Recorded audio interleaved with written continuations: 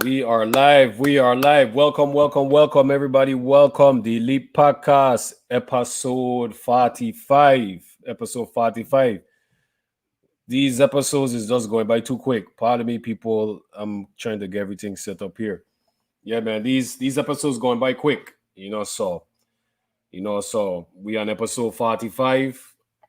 So time is ticking, time is flying, man. So this is gonna be a very exciting episode. Today's guest, we have our Rudolph Simmonds. So, a reverie from back in the days, So, the Dustens legend, we have today. Big up to Gus Bell, big up to all the former Dusters players. So Dwayne, good afternoon, Dwayne. Everybody tuning in, good afternoon, everybody. Much love to everybody, much love, much love. So we have Rudolph Simmonds. This is gonna be an exciting episode as well. Pank's supposed to be coming on, and I think Tegan is busy right now doing the bubble over in St. Thomas. He might come on, I don't know, but I send in the information as well too. So I hope everybody doing good. Hope everybody fine.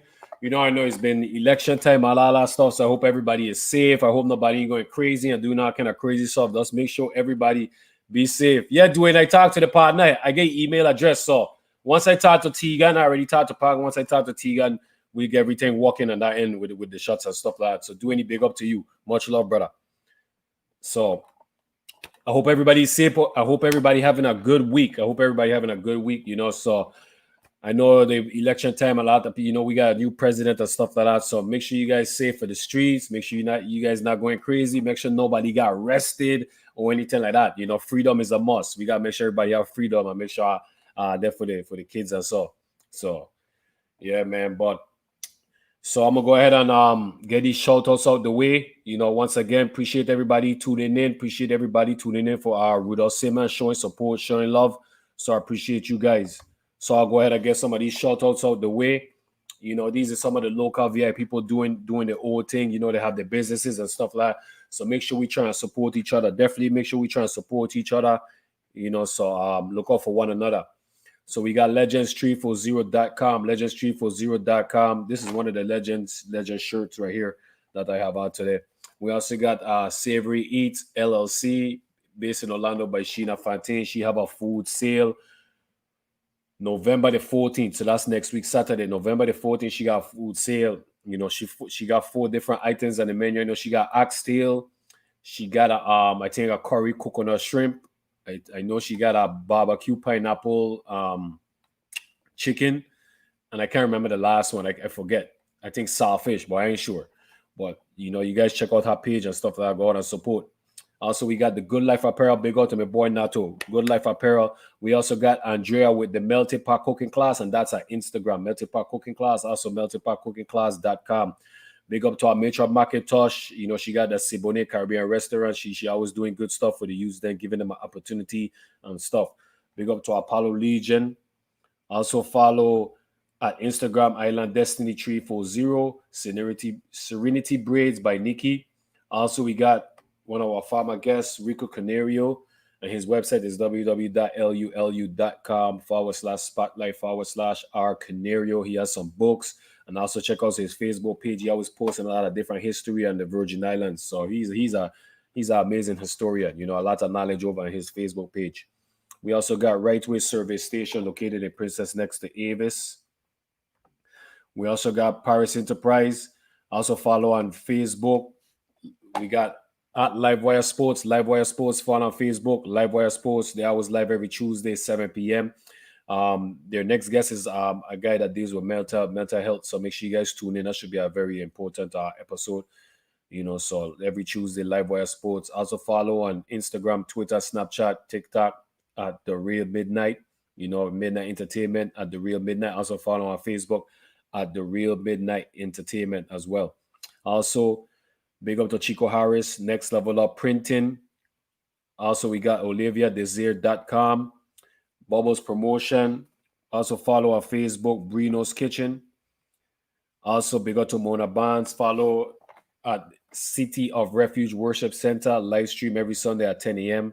You guys go check that out. Big up to Carlos Hawkins with his AIM Credit Repair LLC. Also, we got Dwayne with Calypso Clothing LLC. Calypso Clothing LLC. Make sure you guys check out Dwayne Facebook. He always posting pictures of the different shirts. It's some unique shirts. It's different, and I like them. So make sure you guys go and check out his Facebook page as well too. So I'm out of breath, people. I'm out of breath. You know, I used to doing this all this talking and this radio stuff. You know, so good night, Carrie Ann. Good night, Gabriel. Good night. Appreciate you guys.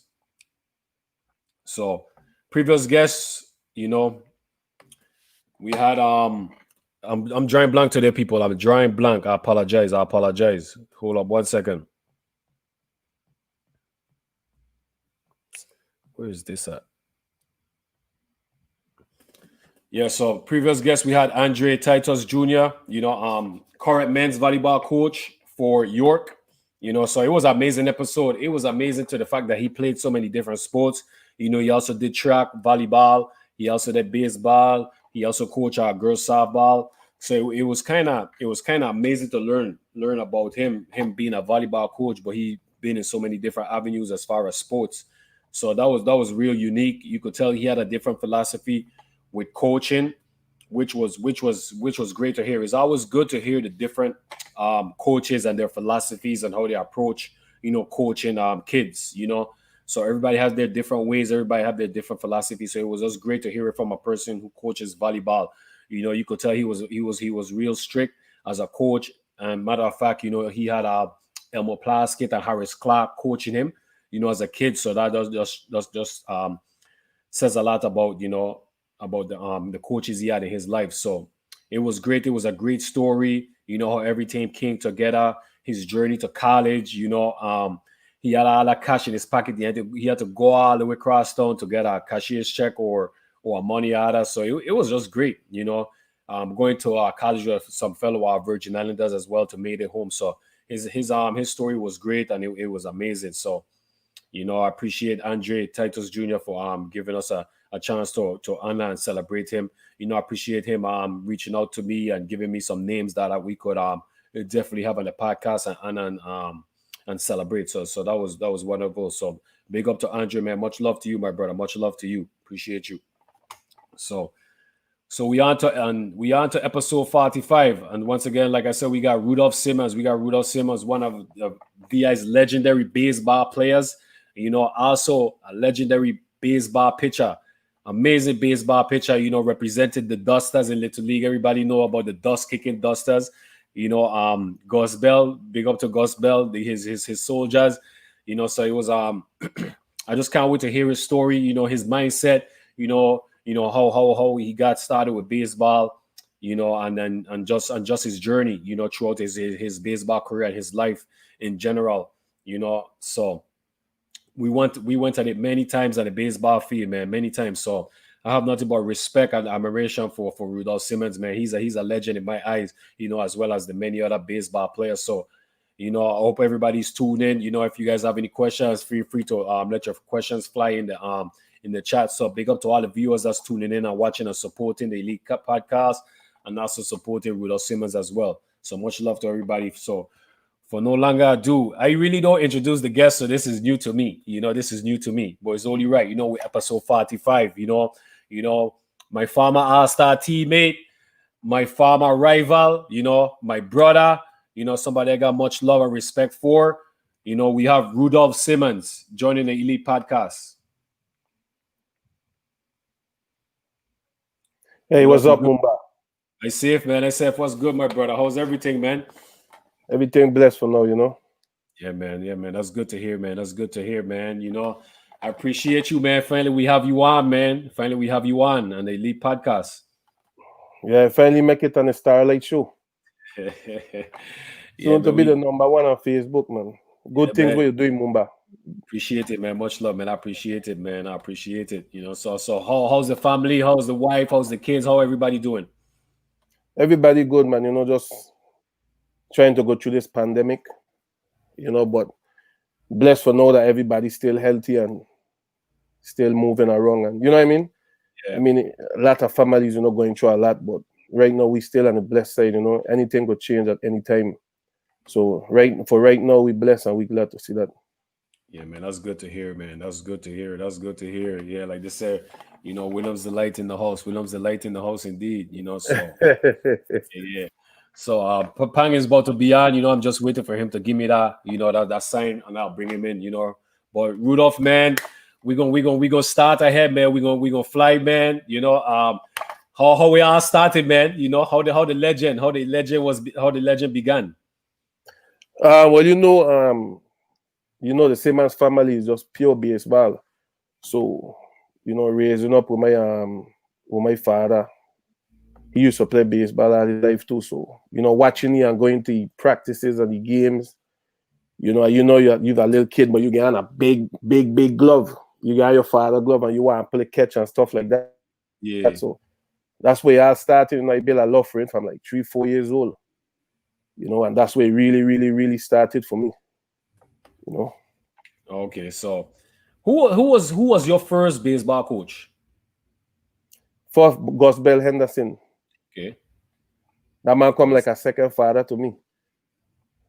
Yeah, Gus Bell Henderson, And I break my hand right before this, like a little before the Little League season, my first year in Little League. So I didn't start until about the third game in the season.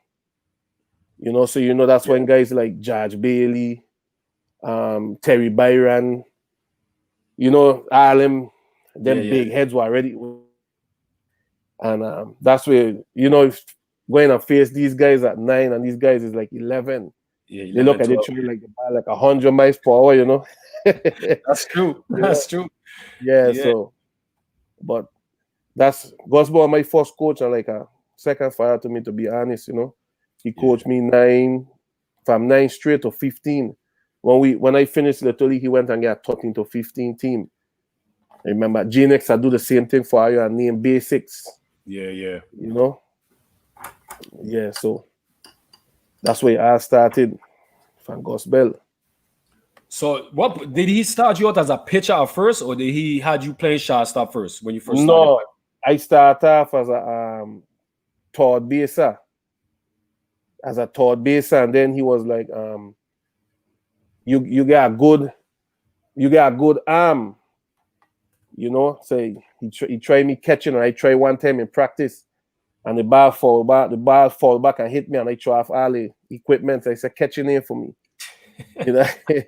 So that year I didn't even pitch my first year start game. Remember, we went St. Thomas when we were 9. Yeah. And that was the first time I pitched for the All-Star. Wow. Yeah, I remember it ended up being me,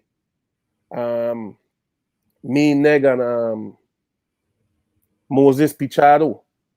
Yeah. And Moses ended up busting the eye, remember, in the hotel room. Yeah. Moses, so that's how I become a pitcher, because the strength of my arm at 9 years old. Man, I didn't know that was your first time pitching. Man, that's crazy. Yeah. Because remember, them time it used to be 9 to 12. So I was 9, and I would have had to be pitching against 11 and 12-year-old at 9. So remember, our star is 9 to 10. Yeah. You check? So that's when they trained me in the All-Star, and from there on, I had no choice but to be on the mound. Yeah, that's mound true. and third base, Yeah, that's true.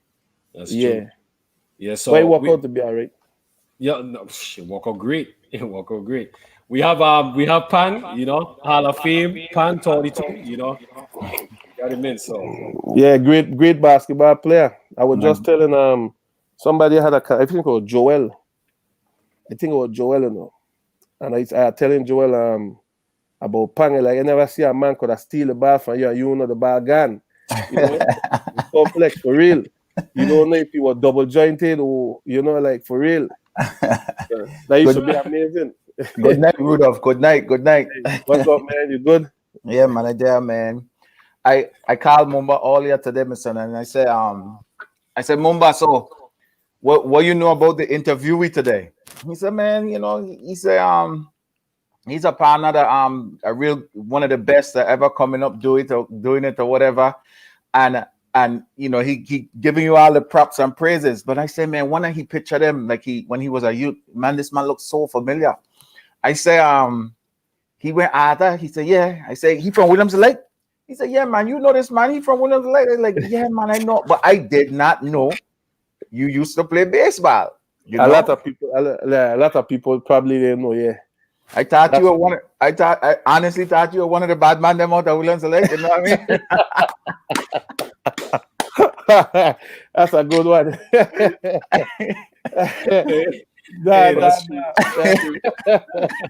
That's a good one, sir. Now, I used to be in Lorraine a lot too. So a lot of people used to be by Ophelia them. No, I used to be by what Ken he used to DJ. He used to live on the back. His son the DJ now too. Hanif them. I used to be by Hanif them. That's family. That's Hanif them is my family. And then I used to be in there sometime with Stafford them and with the race car them and so with Tia. Right there by the basketball court. You know, so that's true. Even the first person that tell me that they thought I was one of the bad men. Nah, man. I just look bad. No. I just making fun, man. You were from Williams Lake, you know what I'm saying? So Williams Lake was known for the bad man, you know. So, yeah. Especially Arthur. So that's true. I just making fun at you, man. Yeah. Nah, but baseball was my number one sport. But baseball wasn't as big as it was big back then. I think it was bigger than basketball to me because everybody was playing it, but it wasn't as broadcast as basketball. That's a good point. So, yeah, if you come to the games, then you'll know what would have been that good. I don't know this man used to play baseball, At times man used to just ride horse and ride pedal bike and just be on the road with no shoes, True. You check, but nah, that was my main sport, main sport, and loved it, to be honest to you. That's good, man. So Dwayne had a question I wanted to get to. When you was talking about playing with Gus Bell when you first started, he asked how you did not play, how you play with Dusters and not SPS or Reds. It wouldn't be fair. It wouldn't be fair, Mumba. That's true. Reds was done stack. SPS was done stack. It would not be fair at all. I don't know why, to be honest with you, but it's my father who carried me to the Dusters. I think because my father and Gus Bell had a good relationship, and I think that's why. But if I had played with the Reds, Mumba, it wouldn't be fair. I was done stack already. I had advantage. Your whole team was an all-star team, Yeah, so that's true. Yeah, so the little offset with me, Joel, and our little players, we was all right enough to withstand her, but not beat her. We beat her 1 out of maybe 9 games. Yeah. So that's why and the SPS, I think SPS were really St. Patrick. So I think there were more kids who used to go to St. Patrick's, right? Yeah, that's true. Yeah. I often know, I couldn't afford St. Patrick private school, so Okay, I'm with you on that one. Yeah. You and Pang with that one. We do public school all the way up. Where you went, Evelyn Williams? No, I went Claro Marco. Yeah. Okay, gotcha. And because my grandmother lived Camp Rico, so they had me under my grandmother, so I went Claro, Art, and then Complex. Gotcha. Yeah, Mumba, your mother worked hess, right? Growing up, so she could afford St. Patrick's and stuff like that. Who, my mother? Yeah, where you went? Claro or St. Patrick's? She used to be in that green suit. I can remember that. My mama used to be in that green suit. Hey, you see what Pang tried to do? He tried to set me up. He asked me what school I went to. St. Patrick's. I went to Claro. You went to St. Patrick's for a little bit. Rudolph, they made you fight in Claro in the lunchroom? I think so, no. I believe so, man. Funny story. Okay, it's true. I remember I come to the lunchroom late, right? and I skip everybody in line. Because remember, man used to skip people in Yeah, line, man used to skip, and they yeah. skip, and somebody catch me and send me back, and everybody were laughing, and you were laughing at me. And I think that's how you fight, whoever the case may be. That's funny, brother. So just in case, I want all the viewers to hear it out the culprit's mouth. Until I'm over being a bad man in Arta, you know. I don't tell I so you know. You heard it out the culprit's mouth. Listen, when you get somebody that you know teasing you and they strike you out and that kind of stuff, you just can't take it anymore. Hey. I guess they were both sick because I couldn't take the last assist for Mario no more either. So yeah, man. But it was that good. You know, we used to have it out a lot in the regular season, but our star, we all used to have to get together. We had no choice. You know, I don't think it had no hatred between none of we. But I couldn't stand Ayo to a point where like, God, I can't beat these man. You know what I mean? But it never been a hate. But then when our star come, we got to join together and defend each other, you know. So I think it was still good. It was good that way that it gave us a competitive side, you know, instead of just being on an easy team and winning every game,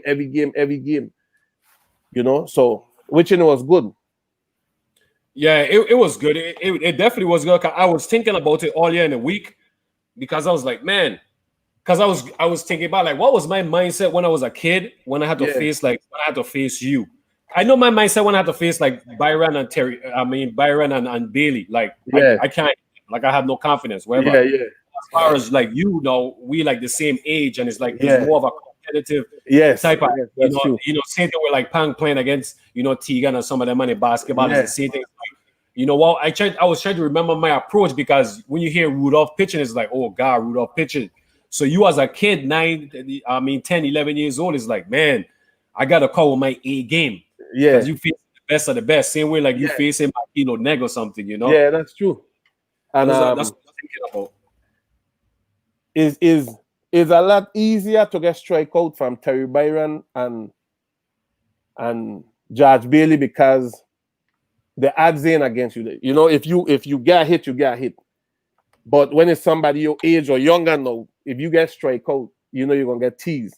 Yeah. You know, and ain't nobody used to tease more than you, Neg and McKeel. You know what I mean? Ain't nobody used to tease more than I, you know. Michael Sodin and them were the more quiet type. Moses Pichard were quiet. Yeah. And Scotty were one of the ones that used to tease too, you know. So that's true. Yeah, so I mean, I know before we even play Ayo, I know I pitching against Ayo. You know, I ain't had no doubt. I know I pitching against Reds. Every game. Reds know is me coming. GNX done prep Ayo up already. This man got good curve ball. This man got good moving forward ball, you know.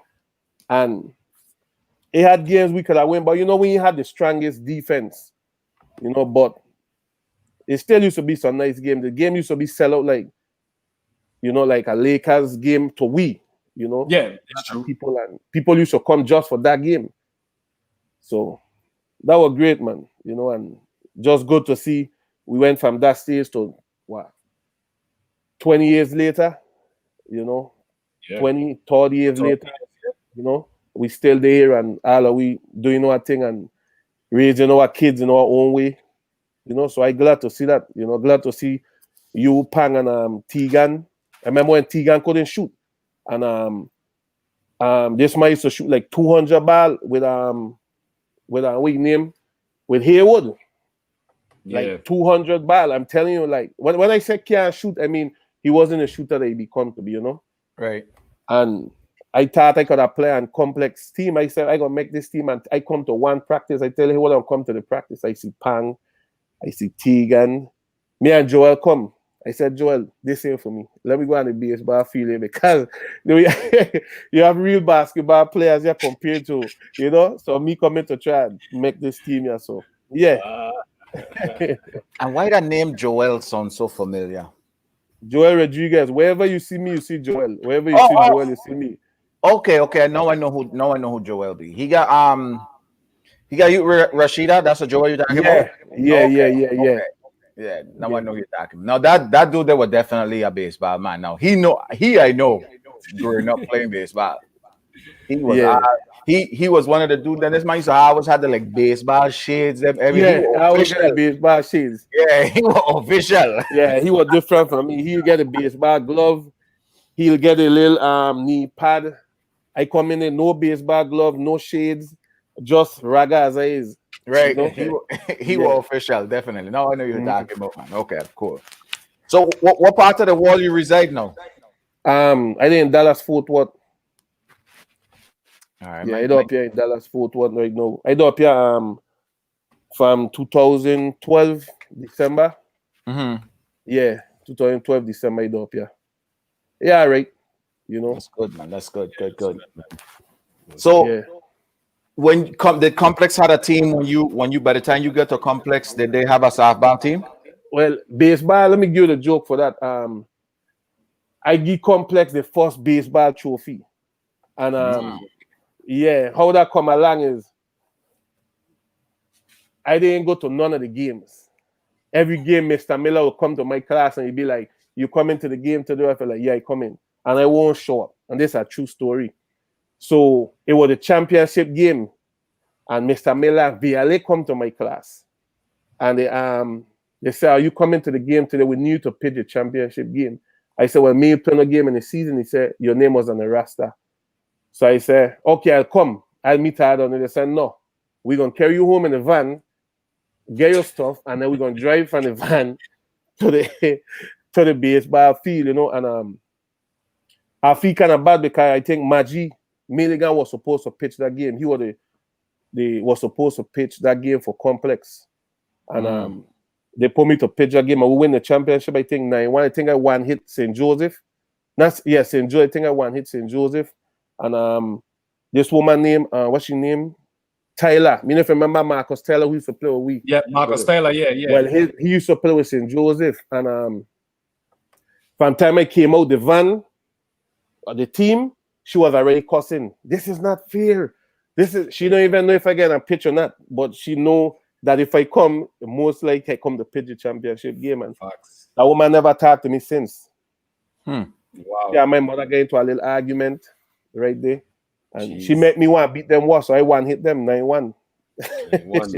So you got dive in now. You got dive in a little deeper now. So why wasn't you playing in the regular season games, them I saw? I guess I was just cutting style on them. You know, to be honest, I had a little cockiness in me. Like I used to feel like man, them man need me. I don't need them, man. You check. I'll be honest with you. And I won't go to no practice. You know, and that game day, trust me, if they didn't carry me home, I was not going to that championship game either. You know? That's true. Yeah, I was not going, you know, but I think that's what it was, Pang. You know, like I always feel like, because you know, okay, you know, you grow up playing little league, senior league, and you always in the top 3 tag, you know, always in the top 3, whether it's hitting or pitching or whatever the case may be, you know, you always in the top 3. So if like you get big headed now and it's like, man, me ain't gonna play with these man, you know, because I don't need them, man. What is that gonna do for me? Man, I go home and chill. I get a red house. Why after I done there in school all day until 2:45, I gotta go play baseball from 4:30 to 7:30. Come on, man. What I gonna do? Me got nothing else to do. You know, I got a ride house, so I got a ride bike, and that's all it was, you know. And I decided to play the last game, and that woman ain't talked to me since. I sure she's still holding chest vibes about it. Yeah, you man, know. she gotta let that go, man. She gotta let that go. She gotta let that go for real, man. Nah, you know how it was, Mumba. Like, you know, Yeah. you know how it was already. You know. Looking back on it all, like young Rudolph versus big man Rudolph. No, like, would you have changed anything? What would you have changed? If I would have changed a lot of stuff, but I hope my son ain't watching because he'd have said if I had taken it serious and went pros, then he wouldn't ban because I wouldn't meet him mother. So true. But to be honest, I like that one. I would have changed a lot of things because if Mumba could tell you, like, if I had really I love the sport, right? Mhm. And if I really take the sport really serious, like I never been in the gym, and like working out, like lifting weights. I won't, and I talking about 16, 17. I won't play no baseball for like 6 months, and still come and beat teams easy, you know. So I think if I was to change, then I would have made it to the pros, to be honest, and probably be a good draft pick too, Mhm. because I didn't know how. I know I was good, but I didn't know how good I was, until like now. Well, like me and Genix will talk, and Genix will explain to me like Rudolph, you was really, like I'm telling you, like it's something, So I would have changed a lot. I think I would have taken it a lot more serious and be more serious in school and really try to get something out of it, and get paid to do something that you love to do. Ain't nothing better than that. Yeah, When, that's true. when we young, we don't foresee that. You know what I'm Nope. saying? We like Nope. in the moment, and it just, if we could like go back and change stuff. I know a lot of us will go back to high school and change our mentality back there, the way how we view things, the way how we dealt with things, the decisions we used to make when we were in high school, because high school is like at the pivotal point that's going to change your life. You know what I'm saying? Like Mm-hmm. if you ever hear the successful stories, like the people them who actually went on and do stuff, a lot of them did stuff in high school. They already had the mindset that they wanted to be great and do something great, and they're gonna make sure they do it. Mm-hmm. And like people like you, people like me, you know what I'm saying? We didn't have that mindset in high school. You know Nope. what I'm saying? Like, cause I just like you, and I used to shortcut everything when it come to school. And so, like, if Mark used to tell me, or VLA, and that's a good thing. A lot of people need to know about VLA, my son. Like I had to tell people, he's a real true Joe Clark of the Virgin Islands, my son, because just like you, like VLA used to like personally come to me and make sure I do this or make sure I do that, so I could be like eligible to play. And then like no shot cutting. You got come in and do the work, you know what I'm saying? And Yep. when I play, after I play, I just go back to do what I was doing before, you know what I'm saying? And Yep. which is not going to class and not, doing Yeah. just enough where I could play in certain games. And then once we play in the game, once we win or lose, most of the time we used to win. Hey baby. Most of the time we used to win. I just go right back to doing what I was doing and just not Yeah, going to class. that's true. Um, Jasan had a question. You want to ask a question, Mumba? Yeah, you got. I'll put it up, but you got ask it, Punk. You So got, or you want me? yeah, you got to put it back up. I don't. So Jasan asks, did that game change your mindset towards playing in the future with the team? That championship game. No, What grade that was, by the way? that was the first year complex open. I went there Gotcha. the first year, And so what that grade? was 9. 9th grade. Okay. Yeah. To be honest, no. After the game, I was glad that I went to the game because of the outcome. But the next year, I think I played with them maybe like 3-4 games, and I went ghost on them again. I didn't even went to no more game after that. Because at that age of 14, 15, 16, that's when you start going through changes as a teenager. That's when you start trying to find yourself. If you use this or if you use that, and you get a lot going on with yourself. You start growing a little beard, mustache. You feeling a little handsome. You feeling a little stronger. You go through a lot of different stages, so you don't have the time to be going after school to no practices or no games that ain't making sense for you. If you understand what you're trying to say.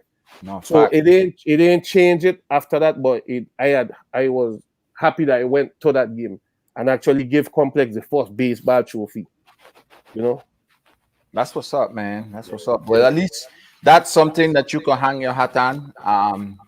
That that a lot of people like to hear when I tell my story, because I'd fully take ownership to everything that didn't go the way it's supposed to go for me. You Yeah. know what I'm saying? Mhm. And it's something to hang your head on. Where now that you have a son, and if your son going that route, these are the things that you could teach him. You could make sure, like, you know what, if it's one thing I gonna make sure that this dude don't do, is the same things that I used to Yeah, do I when did. I was young. You know what I'm saying? I tell you the same thing, because my dad was an easygoing guy. He won't say much. So with me and my son, right now my son, then he got a full scholarship for this is first year in college, and he got a full scholarship for baseball. So, and he more have a mindset of his mom, because from like ninth grade he was talking about college. When I was in ninth grade and everybody said they're going to the college fair, I thinking that was like an agriculture fair. I didn't even know what college fair was. You know Mhm. what I mean? So I didn't even know what college fair. I mean, I didn't know people going to look for colleges they're gonna go to. So his mindset was totally different than mine's right now. Cause from ninth grade he was talking about going college. So I had it kind of easy with my 13-year-old. Like, he more like me. He loved the sport, but if you ask him if you want to go to the game or not, he'll choose no. But when he go, he gonna give 100%. Right. Yeah, Well, good luck to your son, man. Now that he's in college, and much yeah, success to yeah. him. What college he gone to? He called Cedar High College. He had three choices, and he chose that one. Since like this Alice, really, what he chose that one, the one he had a better one he could have go to, but was a more like in a white neighborhood. And all this thing what was going on with the pandemic and this Black Lives Matters, and it was more in the country, just pure white. So we kind of didn't want he go to it. Not that something will happen, but just to my wife don't have to be worrying about it when he out there. Right. Yeah, And that's sad. yeah, That's sad. That's one of the reasons we have to make a decision on where our yeah. kids go to school. You know what I'm saying? Mhm. That's true. I am so glad we got that orange person out of office, Mr. Jesus, right? Man. Yeah. So I wanted to say this about Rudolph Pang and even yourself too, because when I was playing professional, I used to that's what I used to always think of Pang, is when I was playing, because I was pitching, but I wasn't really known for a pitcher. Like Rudolph was known for pitching. Amazing arm, amazing speed stuff, moving fastball at a young age. So when I was pitching, I was like, man, I wasn't like the best pitcher, and I still know I wasn't that good. And I used to be like, man, I wish like Rudolph and Emma had the opportunity that I have, because I know it'd have been some amazing stuff they would have do. Not just Yeah. Rudolph, but like I used to think of like Neg too. Mhm. And I'm just calling the names that I'm familiar with. So you might Yeah, have a yeah, lot yeah. more interligas from East as well too. But Yeah, like that's true. McNeil, Neg, and Rudolph, they was like phenomenal, top of the line, 5-star, whatever you want to call it, baseball players in St. Croix in Little League, and pitchers too. They was like very good pitchers. So, and I know McNeil got drafted, but not he played professional, but not Nego or Rudolph. And they Yeah. used to always come to my mind all the time, man, because they had so much talent, man. They had so much talent. It was amazing. Because So growing up, it was 10 years old. I started, it was me and Neg. 11, it was me and Neg. Then 12, it was me and Makil. yeah. Then 13, because at 12 years old, Makil started to throw the ball way harder. Yeah. So then 13 was me and Makil. 14, me and Makil. And I think 15, Makila went high school in the States, if I'm not mistaken. So I think he ended up being me and Joel. Yeah. So Neg was a hell of a pitcher growing up. Hell of a pitcher. That was your main pitcher for Reds. That's Yeah. who I used to have to face all the time. And the only game that we beat Ayo, GNX, GNX was more like an exorcist. He will try something. And he went and try and put Makil to start against we. and that's when we beat Ayuk because Maki wasn't as elite as he was when he turned 12. Yeah, you're right. Absolutely right. Yeah. So yeah, there was some good pictures. I won't even lie to you. And you have a lot more that like David Dubois from East. David Dubois, I yeah. don't know if you know up to now he still believe his quarterback was better than mine, you know. And it's just a competition tag. I only believe he really had a great quarterback, Mumba. Like I didn't think it was better than mine, but I believe it was up there. And I believe the only reason my quarterback probably was more dangerous than his because I used to throw harder than he. Yeah. You know, your quarterback used to play off your fastball good too at the same time. So my fastball would be like 91, and my quarterback would probably be like 83. Yeah. Where David Dubois fastball would probably be like 84, and he caught by like 79. So mine have a bigger drop, so it's a little harder to hit. But he had David Dubois, a hell of a pitcher too. Yeah, he was. He was you a got hell of to a give that pitcher. much. Yeah, that's true. You're right. David Dubois, Rangers man. Yep, Rangers in the league. Yeah, hell of a player. Man. So we got some questions on. You want to read them off, Pang? Or you want me to hit them up? You mute. You could put them up. I could read them. I saw one from Dwayne. How many All-Star teams you made, and what all places you traveled to on the All-Star team? I made 4, 7, 10 straight, from 9 straight to 18 All-Star. St. Thomas, Puerto Rico, Venezuela. What year you went Venezuela? I think that was like 98,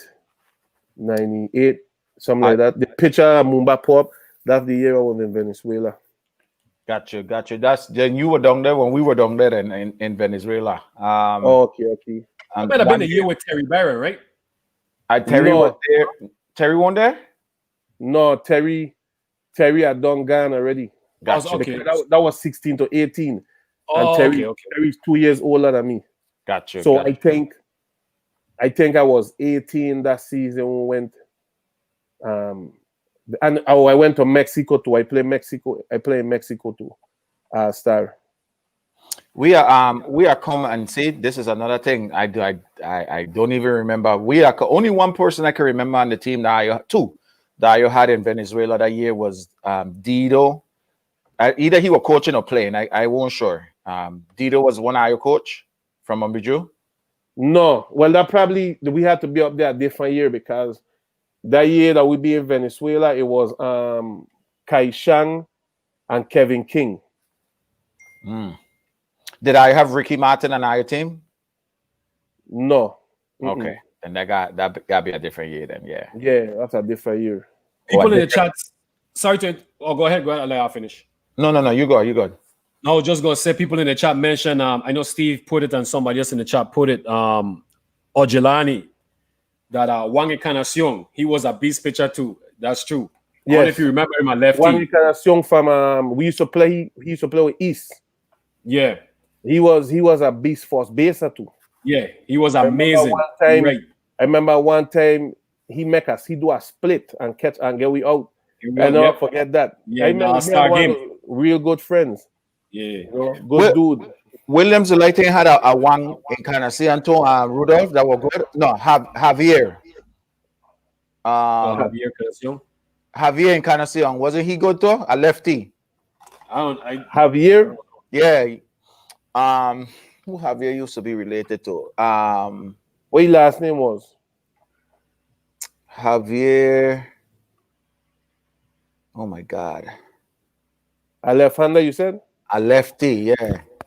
You know he talking about Mumba? Harpo. He talking about. Okay, yeah. Harpo, he talking about. Yeah, Harpo, a hell of a player. Watch out. You're right, man. Yeah. You have to talk about Papo too. Papo, yep. That family right there, Jose. Yeah. Yes. He had a one like Safarali or something like that. They were real good to Navarros. The Navarros, yeah. Navarro, yeah. Yes, Yeah. yes.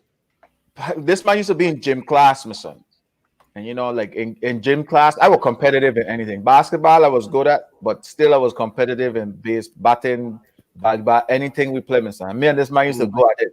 But when it comes to baseball, my son, this dude used to be rocking the ball, brother. Like this man was hitting the ball out there. My son. Like he was bad in baseball, my son. Well, at least to me, this man was Yeah. like a god, my son. Jesus. No, Harbour was good. Harbour was good. You are left-hander. Cheese and bread. This man used to Nice. he used You to a hit that beast. ball, my son. Yeah, Harbour was good. Harbour, Papo is the best shot stop I ever see in my life. Oh, From yes. the islands. Yeah. You know, his brother, Juice, Choose. they used to punish me, knock me out of the park. That's where the day when Dingo being on, and I would tell him Dingo messing with Dingo. Because that team there used to pitch. I was 16 and them I was like 26. They were in the prime. Yeah, Them yeah. were all muscle, you know. Them were all muscle. And they whole lineup, to be honest, could have played in the whole lineup could have played a major league team. I agree, brother. From the starting to the end, could have played against a major league team. You know?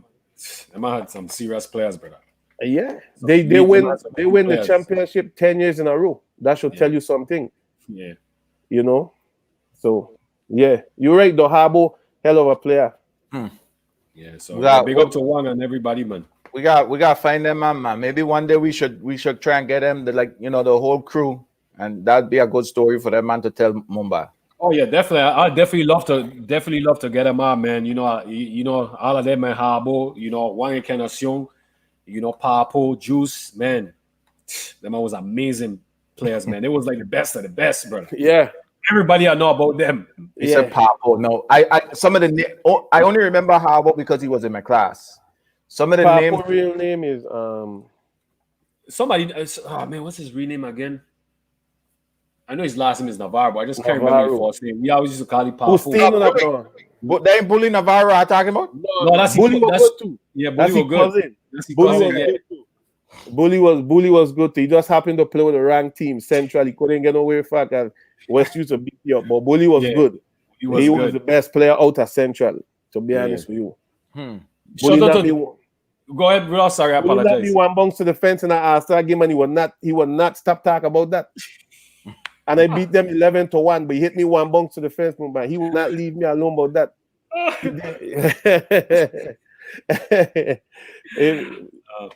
You know. Oh, what I was gonna say is we Bully gonna be coming on. You know, shout out to Dwayne. You know, we get in contact, so Bully gonna come on. You know, Bully agreed. So, you know, probably the next couple of weeks. So it'd be good to have him on. Maybe he could kind of get us in touch with the Everybody rest of else. the family. Yeah, you know. So yeah, that'd be good. yeah. Yeah, I see David in David viewing. So big up to Dubois. Oh, David Dubois. Yeah. Somebody probably tell you I had a better call ball and he probably mentioned it, so he come on. And that's the good thing about like our stories, man. All the players that I went up again, and it's good to just reflect and reminisce about the camaraderie I used to have growing up. You know what I'm saying? It's nothing like it, man. Nothing like it. You know, and I'm pretty sure when in the moment everybody felt like they was the best. You know what I'm saying? So that made it real good. You know, all the bragging rights, and we on a little island, so it's just good to tell these stories and bring everybody out the everybody that people may have forgotten about, just bring them out to the light. True. You know what I'm saying? Because now while you're saying all these names, somebody really probably call him and say, "Hey, am I talking about you on the podcast, my son?" I know he jump in to like, you know, no, he gonna say no, nothing to I'll go so. Yeah. We at it again, you know what I mean? But so I think it's mutual respect, because even though for you to succeed at anything you're doing, even if you feel you're better than somebody, you still have to respect that person is good. Right. You know, and that's the only how you're gonna get past any level at anything you're doing. You know, so even if I hear and I say this about David Dubois. I still respect him as a pitcher and still think he had the second best curveball I ever see. You know, you know. But he went. I think he went to. I don't know if it's Venezuela or Puerto Rico. Me and he went together. But me and he traveled together to, you know, and still pitch as duos too. You know what I mean? So that is true, and I respect David Dubois. Good dude. You know, no matter how much you try and get you out a character, you were well troublesome Mumba, and you couldn't get you out a character. You know, It's so true. I respect you for that. It's true. Yeah, man. Yeah, you're right, man. It's amazing. You know, some of the names we mentioned. People don't realize how great these dudes was, man. These dudes was amazing baseball players. We had so many great baseball players during our time in Little League, man. You know, and you touched on, you know, the competitiveness and the respect, and that's what it was. You hear a name and you wanted to be better than that person, but it was our love. You know, I think we developed some real good friendships just from that competitiveness, man. You know, I ever believe our phone and sort of be listening to Aya. Seriously, I'm gonna show her something real spooky. Weren't we just talking about Joel? Yeah. So I scrolling on Facebook now. You know, sometimes you get the people you may know. Yeah. First person and my people you may know. Wait. Joel. Yep. The first person and people you may know, brother. And all I doing is just scrolling on my phone. I ain't this man or talk about this man in years. Yeah. That's the feds, man. That's the feds. Now watch ourselves, my son. Serious. Lucky T got in there on the cast, you know, he and the conspiracy theories them. when we had Karen Cartier on an episode, which is an amazing episode. You guys check it out if you guys have time. His computer got hacked, he said. I don't know if I remember. I remember that. Yeah. So, Rudolph, I don't know what it is with Panga Tigan, but I don't know, my son. Something I was up. My phone is listening to me, Baz. I am convinced. It probably do because if you go, like, say you go on Google and you say like, man, t-shirts, and you go back on your Facebook and you start scrolling, you're gonna see like places that are selling t-shirts in the sponsor. Yeah, a bunch of hands gonna come up and Fruit of the Loons and all kind of thing gonna come up. Definitely. That's true. Yeah. Cool. Just ask a question earlier. How was your experience like playing in Latin America? It was different. One of my experience I can remember, we was in Mexico and we had a game playing before, so we had to sit down in the stands and watch the game. And I think it wasn't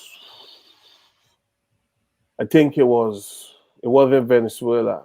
I think it was Curacao. The players, them, you know, like when you sit down and a woman sit between your legs, that's what the players them was sitting on between each other legs. And I turned to Kai Shang and I said, Kai, what is this? And Kai like, that's just how they is. And it made me like, wow, you know, Mumbai, you know, that's crazy for us. You know, and it kind of messed my head up for a little bit, like you know, like, and I never forget that day. And then meeting the people, like we went to Venezuela, we was playing and I didn't know the game was televised, right? And I had pitched a game and I hit Mexico, I beat Mexico 6-1, and I didn't know the game was televised. You could ask Joel was there. So we went to the mall, and when we walk in the mall, these two Puerto Rican, Mexican girls drop on their knees and start saying something in Spanish. So I was like, I jumped back, like, Joel, what happened? Like, what you do? And Joel like, no, they want your autograph. I'm like, for real? So, you know, traveling places, like, you don't understand, like, the kind of love people that carry for we that coming from different states, and you get more love in other countries than you get in your own country, you know. So it does show you that some places different, but they show a lot of love out there. I ain't gonna even lie to you. A lot of love, like, you know, Mumbai, we used to have to change, like our last game, we'll have to give them a pants and they'll give you a shot Yeah. And this is life to them, Pang. This is life. These players really want this stuff. So it's amazing playing in some of them. I could have played in Santo Domingo too. I turned it down like 5 times. I didn't want to go Santo Domingo. Like professionally? I could have played professionally in Santo Domingo and Puerto Rico, and I didn't go. No. I said I don't know no Spanish, and I say them Puerto Ricans, they kill too much in Puerto Rico. I always had an excuse for everything. You could have tell me you got a tournament up in heaven, and I gonna tell you, well, I can't walk on the clouds, So I always get excused when me want to do something. That was bad, Yeah, but I love the experience, playing in them different cities. Who that be, Mumba? Then Williams like man shaking my head, laughing at Hail Up. Terry Barron. Terry. Oh, okay. Hey, Terry Barron was the most troublesome person I ever met in my life. let me give you a joke. We was in Mexico, and it was me and McKeel and Kimani Newton outside of the dome where we were staying. And I always, Terry was always the slowest on the team. No disrespect, Terry. And the speed Terry passed we with, right? I know he had to do something bad. Like Terry passed with full speed, and me and Mackie were like, "That's Terry." Next thing you know, George Bailey coming behind this man. George Bailey was in the restroom taking a dump, and Terry opened the door, man.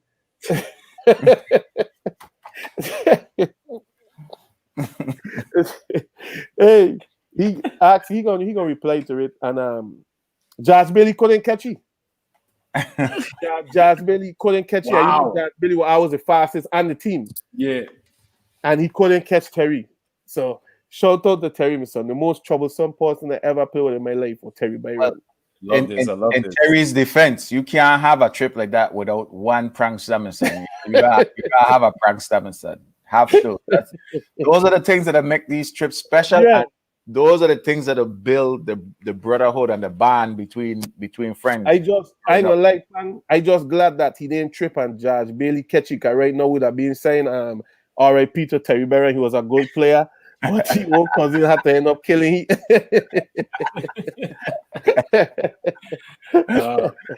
That's funny, my son. I know Bailey was mad. Oh gosh. Terry, I think, to be honest, Terry was in growing up. I think that's the best pitch I see from the island, and the fact that the man had about 25 pitch. I never see a pitcher with 25 pitch, and he mastered all of them. And he still was throwing the ball about 94, 95 miles per hour. Yeah. And he used to laugh while he and the monk pitching. So that's a bad thing when you got face, You don't know if he's serious or what going on with it. But shout out to Terry, my son. Yeah, Terry for real. Love alone for them, and because them man lead the way for we, It's true. So we know you got some offers to play Puerto Rico and DR. Even though you didn't play much in high school, did you ever get any kind of college offers? Like anybody came looking, and or even was anybody pushing? It ain't just about somebody coming and look for you. It's about what we have on the island that also pushing for you to further your career in college. Well, I can remember. I can remember one time I had skipped school. Me and Joel being home in Wellands Light, and we get a phone call from Complex. And whenever Joel come on the show, you can ask you about it. And we got a phone call from Complex. I think it was Haywood, and Haywood tell me they get 2 guys from Miami up here looking for me. I like looking for me. Like, yeah. So I end up going to the school. Puana my Complex school, everything. I ain't been in school for the day. Puana my Complex school and gone up there. And this guy wanted to go back Florida with me. I don't even know who tell him about me, who whatever the case be. Whenever Joel come and ask him about it, and they wanted to leave with me to go to Florida. Like they wanted to leave with you right then and there, like right then and there. But the only problem is we went to VLA, and the only problem is my grades were like 27, 45. I was really skipping, and they was taking me to a baseball school, and then from there they will take me on to to professional ball, wherever you go from there. And I never find out who he was telling about me. I don't know if they had seen me play somewhere, but you know them time he really had like internet like what you have now. So you have to be like a ward I say. So I don't really know, to be honest, but that was one of the things. Whenever Joel come out, you go ask you about that. Oh, that's crazy. Joel tell the girl that, hey, I go in Miami to live, and the girl start crying. Yeah, that was crazy.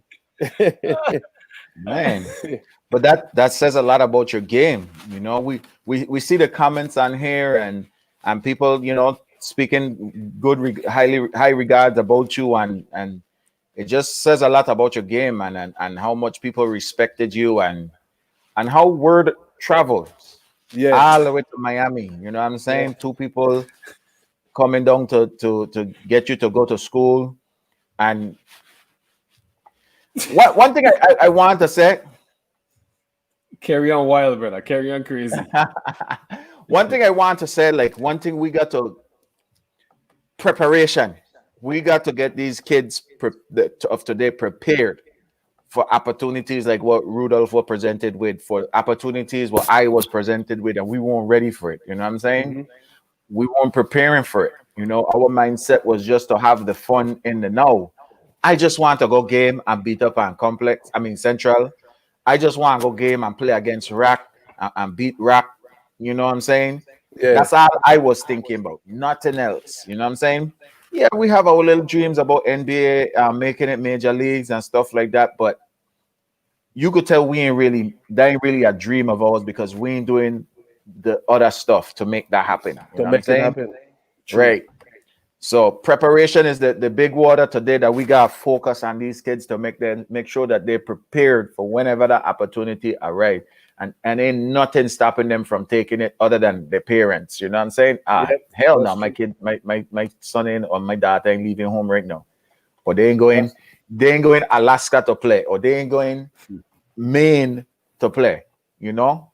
So that is true. What you're saying, Pang. That's a true statement of what you just said. Like, I could tell you a story about Midget Cummins. Midget Cummins used to play in the majors, and he used to come down and play with the Man League team. You remember Mumba? Yeah. And one game I was pitching against Vikings. I was 16. I was pitching against Vikings. And this is a true story. And I strike Midget Cummins out, right? Blow fast ball. He expect that. That was and big. He come to me and the man shake my hand and say, listen, you're a hell of a pitcher. I'll be honest with you. You strike me out, but keep the ball high where you strike me out. The next time I face you, don't throw it low. Next at bat, don't throw it low. I go throw ball by you. The man knocked me to the fence. You know, he knocked me to the fence. And then when we went in the dugout, he came to me and he said, I want to go back to the States with you. So ask your parents, and I'm gonna go back to the States with you. Wow. You will finish high school, and I guarantee you I'm gonna get you a contract. Ain't no questions, because you is that good. So I went to my parents and I asked them, while the game going on, and I could go with Midget Cummins to the States. They're like, yeah, you could go. They didn't even think about it. Now my play of them, this is when I play for Reds, Man League. They tell me Midget Cummins funny, you know, like he gay. This is what they tell me. So I went back to Midget Cummins and I tell you, well, I can't go with you because my parents said no. So the next week when I come to the next game, they asked me, why you going with Midget Cummins? My teammates. I tell me the man gay. They said no, we was joking. We were not playing around with you. Oh. You know what I mean? I gotta mash them up. That's an almighty. If I like God, strike me dead. You know? And he's done that. Yeah, I being honest, that's swear and everything. What? That's crazy, son. These man are messing with you. You see, but you know that man I was playing around, you know. But I know what the youngest on the team. I was 16. I leave mine like 28, 29, you know. Damn, that's messed up. I could understand that you make the joke, but at least before the night out, you guys said that I was just playing. I was joking. Yeah, you know what I mean? Oh my God, didn't tell me nothing. So they really just mess up a whole opportunity for you half of a joke. Yeah, that's crazy. And I when don't he joke a comes, lot. Mumba, you know I don't yeah, joke a lot. Yeah. But come on, man. Like if something real serious about to happen to you, I'm gonna be like, nah, man, I just play, man. Go get your, you know, whatever the case may be. and I feel good. Like, why Major Cummings ask me? You know what I mean? Man, yeah, man. I mean, that was years ago. I don't know if he remember that, but them is things I cherish because like hearing it from this man. Yeah, you hear it from somebody Man, that who was in the is front lines. great. Any, Yes. you know, I gonna be part of the Mass Man crew on this show. Anytime you want to go and mass out and beat any of the dudes, the man them that tell you that man anti man, I ready. Serious. I gonna create a Mass Man crew from the Elite Podcast Mass, and it got a few people them that we need to mass out and go beat, brother. Yeah. Man, this is And I think oh man. I can't So remember we who know. was playing for it. I think he was playing for the Marlins at the time. Mumbai, I don't remember. But he was based somewhere in Florida, I think, though. And he was playing professional ball. Yeah, that's like when you first got up, Yeah. all in your career. And Guy was good. Good. Fast. He's Yeah. fast. Hell of a hitter. Yeah, man. Real good So- player. all your Amazing. stories about not going games and not getting good grades, and so that's not the reason, man. We gonna blame them man, boss. Why you ain't make it to the major league? Yeah. We gonna blame them man, there, brother. What? Yeah, I mean, at the end of the day, a lot of coaches try. Like Mhm. Ellington Maynard. Ellington Maynard had a vision for me. He like, I gonna get you signed, and then I will go practice with Ellington Maynard, and then I will stop go. Kevin King, Kevin King used to come pick me up, Okay. go and Yeah. walk out with me. Himani Newton, he I live in Hess with the parents. Yeah. He will drive from there, come pick me up in Woodlands Lake, drive me to East, and come back and drop me, and then go home. So I had a lot of people. What that guy named that guy who I went senator. Neville?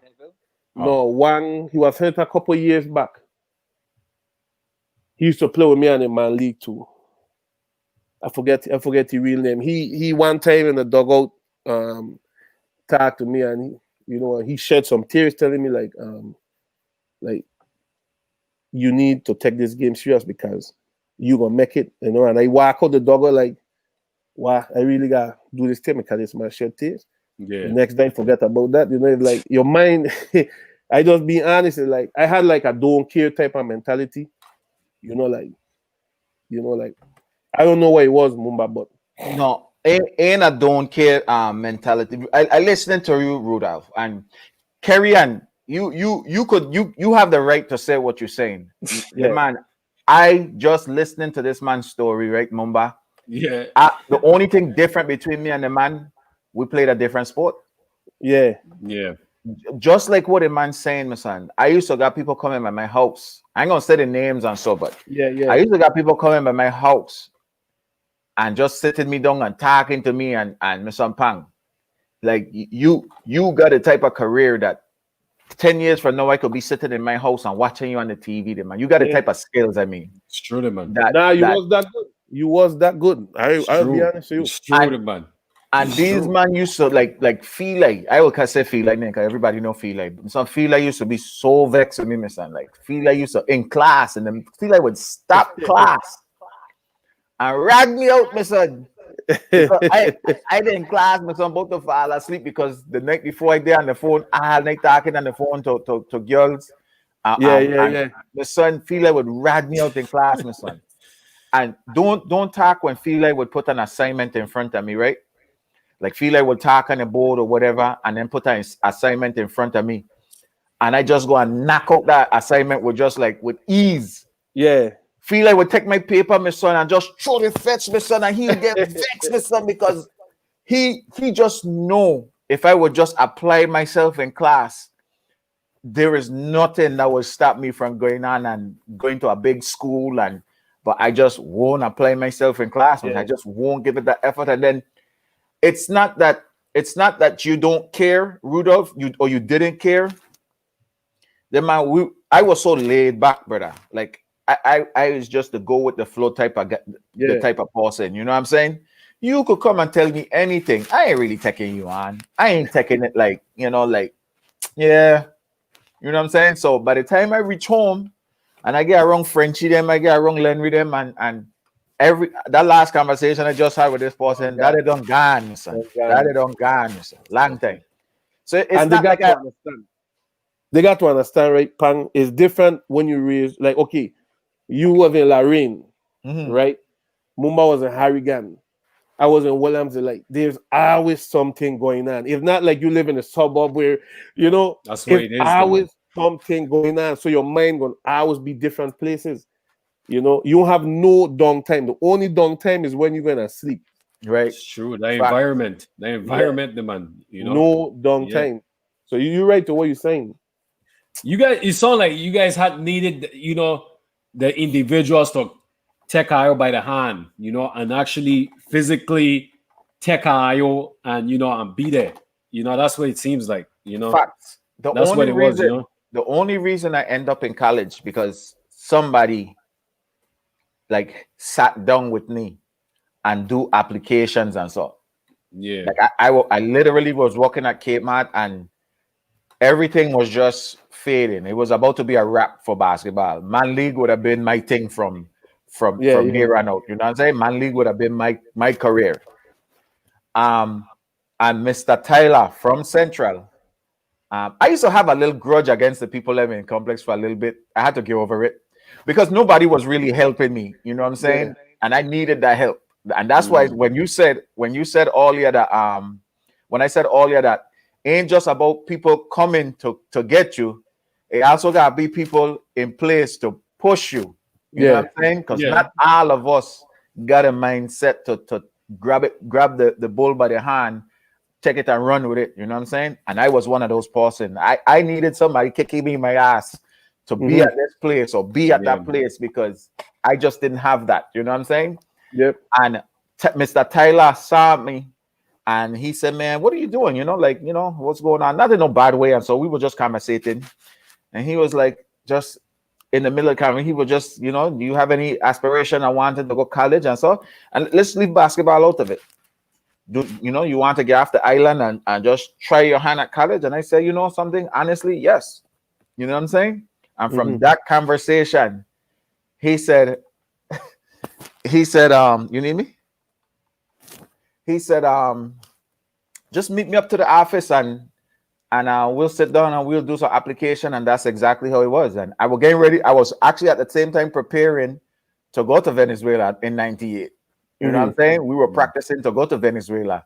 And when I came back from Venezuela, I had like a whole bunch of college application. Some was unacceptance and majority of them was acceptance. The Mumba, me and you probably could have ended up in Bethune because Bethune accept me. I could have went North Carolina. I could have went South Carolina to some of the same schools them that I used to be playing against in college. I could have went to some of them schools there. Yeah. But it just, man, when we see a talent in St. Croix, St. Thomas, St. John, Tatola, wherever, we as a people need to get behind that individual, man. It ain't just for that person and their family. It's for the entire territory, there, man. Because ain't nothing like a player out there representing your territory. You know what I'm saying? You don't have to know the person personally, but you feel good about it, my son. I felt so good when Tim Duncan made it to the NBA. Like I was proud to walk around the place. I was living up here already. I was proud to walk around the place and call myself a Virgin Islander, my son. Yep. And imagine if we could get more Virgin Islands out there in the NBA, in the major leagues, just making a name for the territory, and then putting a spotlight on the territory. You know what I'm saying? Where more scouts and so could come and want to pull you out of your mother house and pull you off the field, pull you out the classroom, and get you in a position where you could be successful. Yeah, that's true. And that's everything you just said. Rudolph had the opportunity with the media because he was actually going to tech him, and that's where Rudolph needed, and then the whole jokes and stuff like that. But Big up to Young. Big up my brother. Big up, much love, brother. So after that situation happened, then what happened after that? So you didn't go, and then you just continue playing. You continue just playing Mali with Reds. Yeah, I play with to be honest with you, I play with Reds most of my league career, but I kind of walk away from the sport because of playing with Reds. Because you come up and you playing and you always playing third base. If you're playing third base, you're pitching. And then when with Reds already had the players, the big players, and the Reds is more like a family team, more East.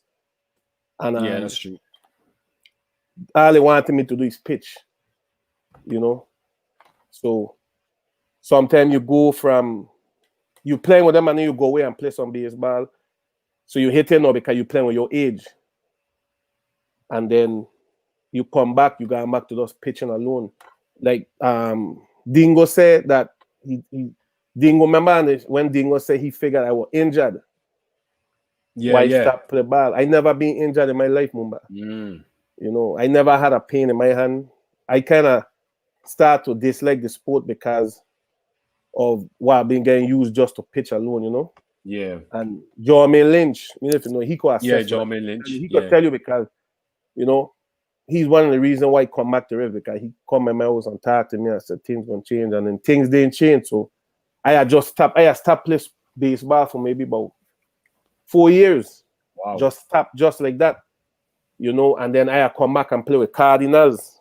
I was still trying to buy 90 Sunday mess for me touch a baseball in 4 years and still come back and beat teams like I be in there all the time, Yeah. So that's what kind of made me walk away from the sport a little bit, not getting treated how you feel you're supposed to get treated.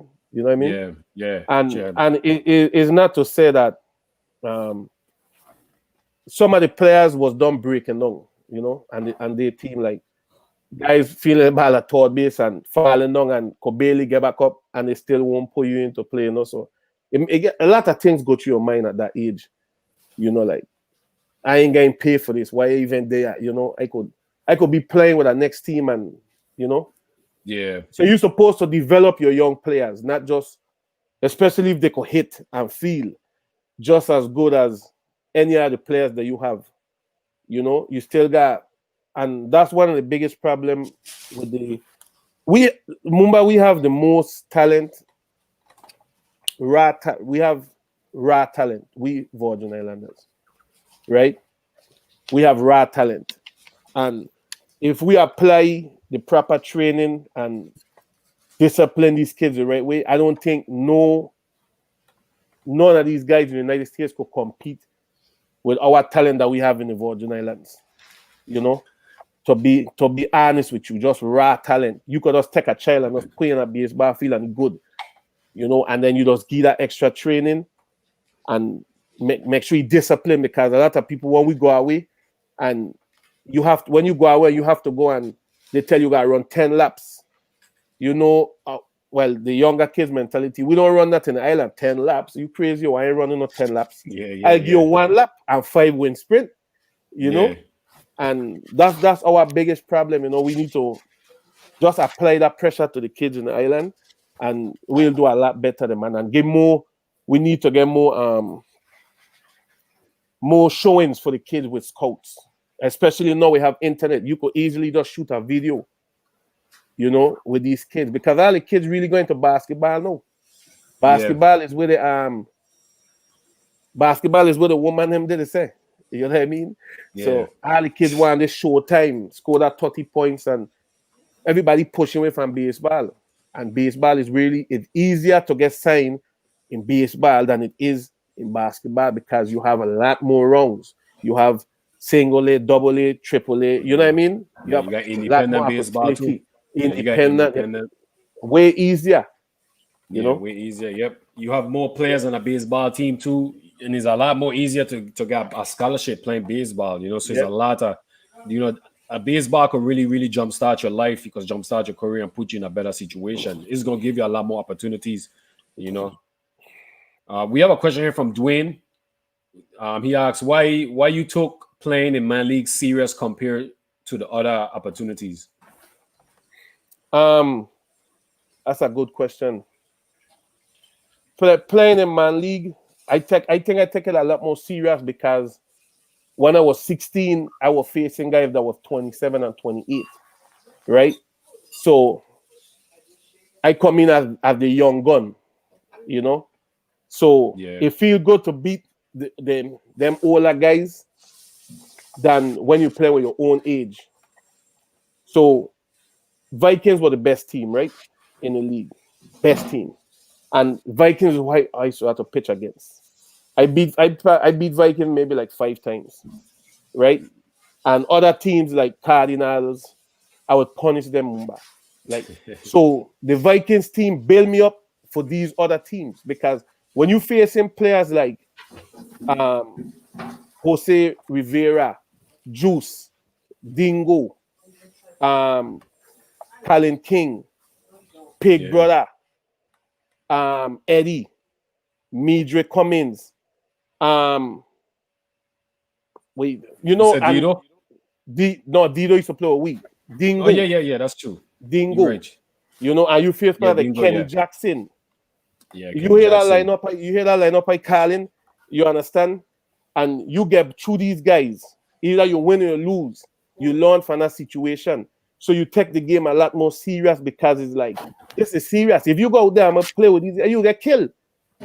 Because you will get killed. Because these guys will hit ball up the middle, you won't even see it coming. So you have to carry your A game. You know, even if you lose the game, at least you know you get your best. So now when you face other teams that don't have that kind of hitting, what you gonna do? You have to mandate because you can't lose to the Vikings and then lose to the Cardinals and then lose to that team. So the teams that you know you could beat, you have to step your game up and you have to come, you know, other than when you was little league and things like that, it's like, okay, I know Reds might beat me, but I'm gonna punish half of the team. Not Vikings. The whole of the team gonna punish you. Vikings had my ERA at 9. Jeez. Just think about it. You understand what I'm saying? That's crazy. So I take it a lot more serious because we're getting older and more mature, and you know you have to face these guys, and it's just a competition for yourself. You know? Yeah. Basically. RT asks this question here. What team would you have liked to play for in the pros? Atlanta Braves. That was always my team. Atlanta Braves. That's the team that I like to play for. And I think I could have do good in the majors, you know. Like with the right training and taking it really serious, I think I could have do real good in the majors, you know. I think you'd have definitely did good in the majors. Once you have stay healthy, you'd have been fine, man. I'm telling you, brother. I believe so too. You know, definitely, brother. No lie at all. Trust me. Go ahead. Same thing with Terry Byron. Off the camera. Go ahead. Same thing with Terry Byron. You know, if it wasn't for injuries, man, you know. Hell of a pitcher. Yeah, hell of a pitcher, man. That's and you see, like you become a late bloomer, Mumba. Yeah. Because like I tell you earlier, you always had the curveball, you just didn't have the heat. Yeah. You know, and then that heat I can remember all we used to be taller than you.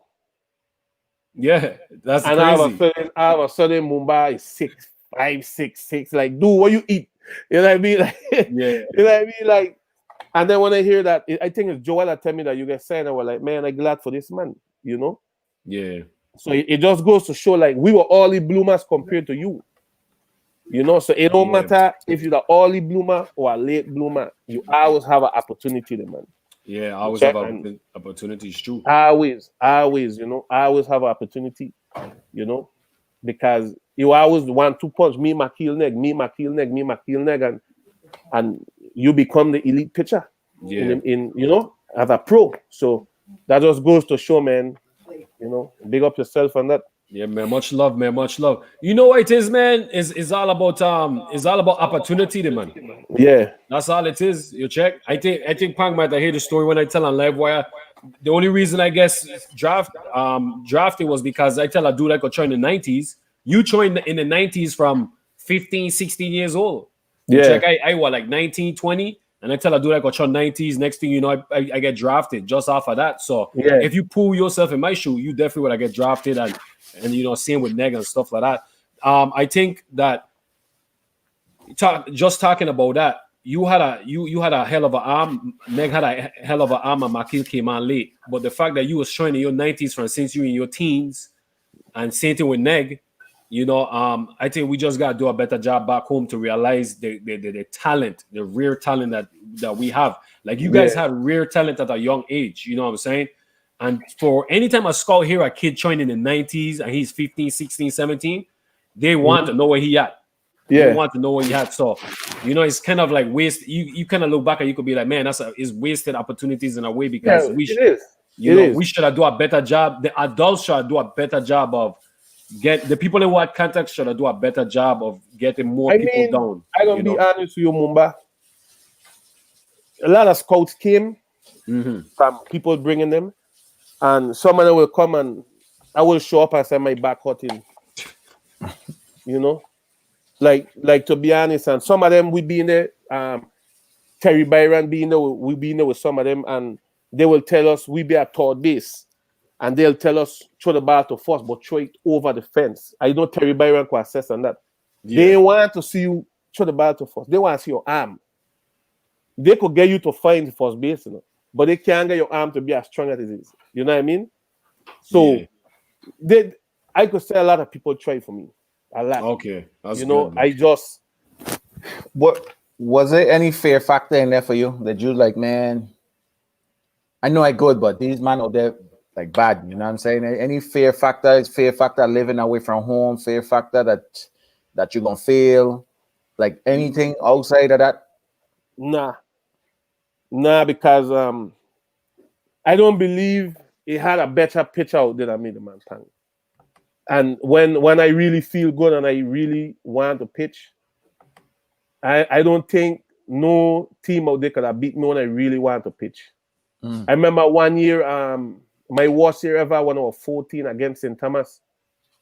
I gave up like 9 runs in the first inning in St. Thomas. And that was because I didn't train for the whole summer. And that's the worst I ever pitched. We ended up winning the game 21-20. Kai Shang was going to the bar, to the concession and drinking while I pitching and walking everybody Mumba. Kai Shang was getting drunk while I pitching. I watching he going back and forth from the dugout to the concession while I walking the whole team. We ended up winning the game 21-20, right? And I tell myself next year I'm going to no-hit St. Thomas. And I no-hit them the next year in St. Croix. No-hit the same team. You understand? But I know when I do bad that time was me. You know, I always feel like I just come off the chain and beat any team, but I couldn't find the strike zone. That's the worst I ever pitched in my life. You know, so it wasn't a fear factor, Pang, because once I put myself, I don't believe is no team out there could have beat me if I die my A game. You know, like that's how I used to think, and I think it was just the fact that I just didn't want to leave the island homesick. I feel like I gonna miss something. You know, I gonna miss riding Haas. You know, miss going to the beach. I think it was more like homesick, to be honest with you. Man, Rudolph. I think so. Yeah. Wow. Yeah. You definitely had a legendary story, my son. Jeez, this sounds like a movie in the making. You know what I mean? Like we had 2 other movie in the making story with Zorro, Carlos. I know listening to you, man. I like. It seemed like you had all the tools. You even had some of the special tools where people come in to look for you, like specifically for you. You even had some of the tools where people on the island was even pushing you, and it was just you. Yeah, end of the day, it was just me. I old enough I could sit down and take that blame for myself. That was, if you asked me that 15 years ago, I blame everybody else. you and them jackasses that were playing the prank on you. Yeah, we could blame them the top one. Don't forget the mask.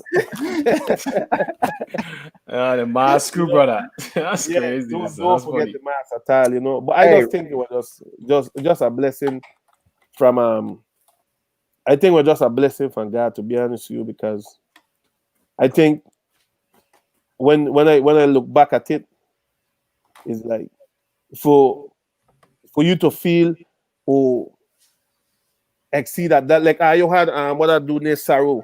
Remember you had Saro? Lavrent Saro, yeah, He yeah. was in Venezuela with me too. And me and he become best friends from in Venezuela. Besides that, he was the second most troublemaker after Terry Byron. Yeah.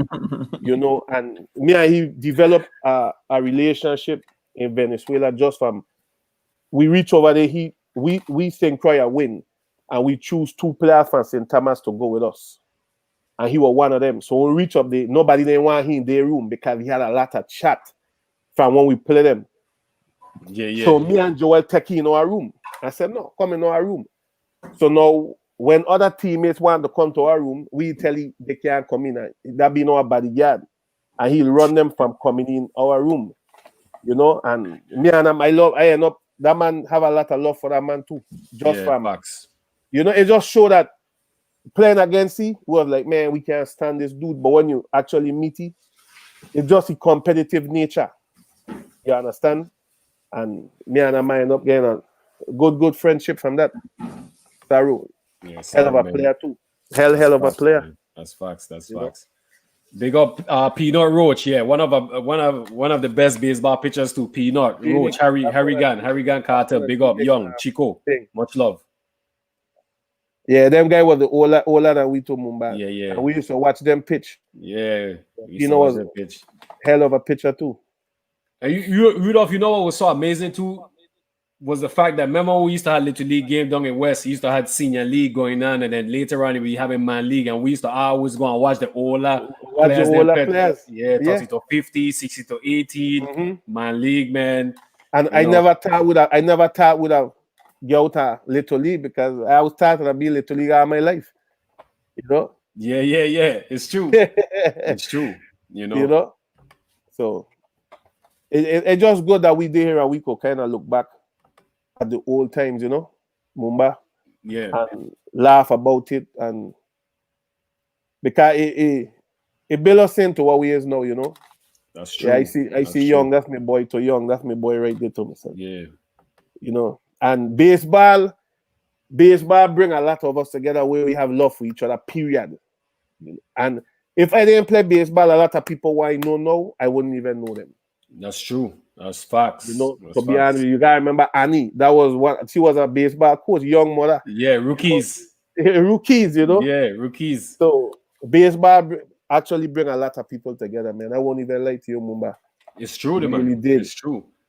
Because you think about it, man. All we were playing Little League, and when we lose a win or somebody strike somebody out or get a hit off of somebody, it was like you getting teased. You know if you strike me out, you're gonna tease Mumbai. You know teasing me. We going Clado, we going school, we teasing each other. And it gave us a lot of good memories, man. And it made us better. It made each of us better. You know what I'm saying? That competitiveness, man. And then we had a lot of awesome coaches in Little League, man. A lot of great coaches, like you said, young Mother Annie. We had our Gus Bell, rest in peace, Genix. You had what's his name? I'm gonna leave you call him, and when you run out, I'll call the rest of the name. You had Elmo for the Chewies, rest in peace to Elmo too. You had what's his name for Carriers? Vincent. You had Reinhard Jackson. George Bailey father was a coach too. George Bailey father was a coach, Terry Byron father used to coach too. Terry father was a coach too, man. So you had a Hawley, had so many different men, and all these men. It's amazing, It was a special time, man. I always think back on those times, man. Little League, man. You know what I'm saying? Even and when we win Little League and Terry then went Senior League, the same thing, man. Even Man League used to be ram, man. Some intense game. You get Kasha, you get Vikings, you get Reds. That was the days. Yeah, man. Those is the days for real, man. So you had the opportunity. I know you had the opportunity. You talk about the opportunity with me, Dre. You talk about the opportunity with the people that are coming from the States, and he will call you. Did you have any other opportunities as well too? Or those was the pretty much the two opportunities? About going right away? Not really. I know the Baltimore came down before. I think the Chicago Cubs came down. I work out for them. It had one time this scouter came down too. I can't remember who he came from, but me, Joel, and McKeel went to the workout. This when Makila get released. Makila get released from Makila come back and work out to be try to get back as a pitcher, and he had trained with Ellington Maynard for a year. Shout out to Ellington, too. He's a good dude. Yeah, big up to Ellington. Yeah, definitely. He had trained with Ellington Maynard for a year, and then me and Joel went to that. And I honestly, Mumbai, remember I didn't touch the baseball for a year, a whole year, and I touched 93 that day. Wow. For the scout, it being on the news too. They had it on the news. Too. So it had a couple opportunities, but them was basically the hands-on easiest ones that I tell you about. Yeah. That could have gone anyway, could have gone good way, could have gone bad, Yes. How old were you then? Which one? That one, the last one you just talked about with you, Makila, and Joel. Yeah, I think I was probably maybe about 20, 21. Okay. Yeah, about 20, 21, I think I was. About that, probably about 20, 21. Maybe, yeah. Because I think Makiga sang when he was 18. And then he played about 2-3 years. Yeah, probably like 21, 22. Something around that age there. Man, I'm laughing because when I was playing professional, these dudes a lot of players would dream to touch 93, man. Yeah. You check what he's saying, and then our teammate they comment early like, man, you just had an amazing arm that you could just walk out of bed and just hit 90s easy.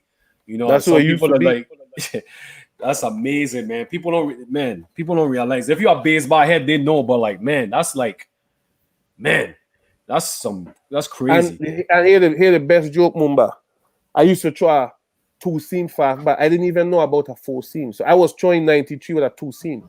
92 with movement, yeah. So that equals up to like a 96 mile an hour fastball, yeah. And then I used to throw the ball from right here. I never used to throw from the back. Is a scout tell me that? I used to throw the ball at a short stop from right here. Not even full extent, So it's just different things, Could have gone different way, but I'm still happy and blessed why they know. I got my wife and my 2 kids.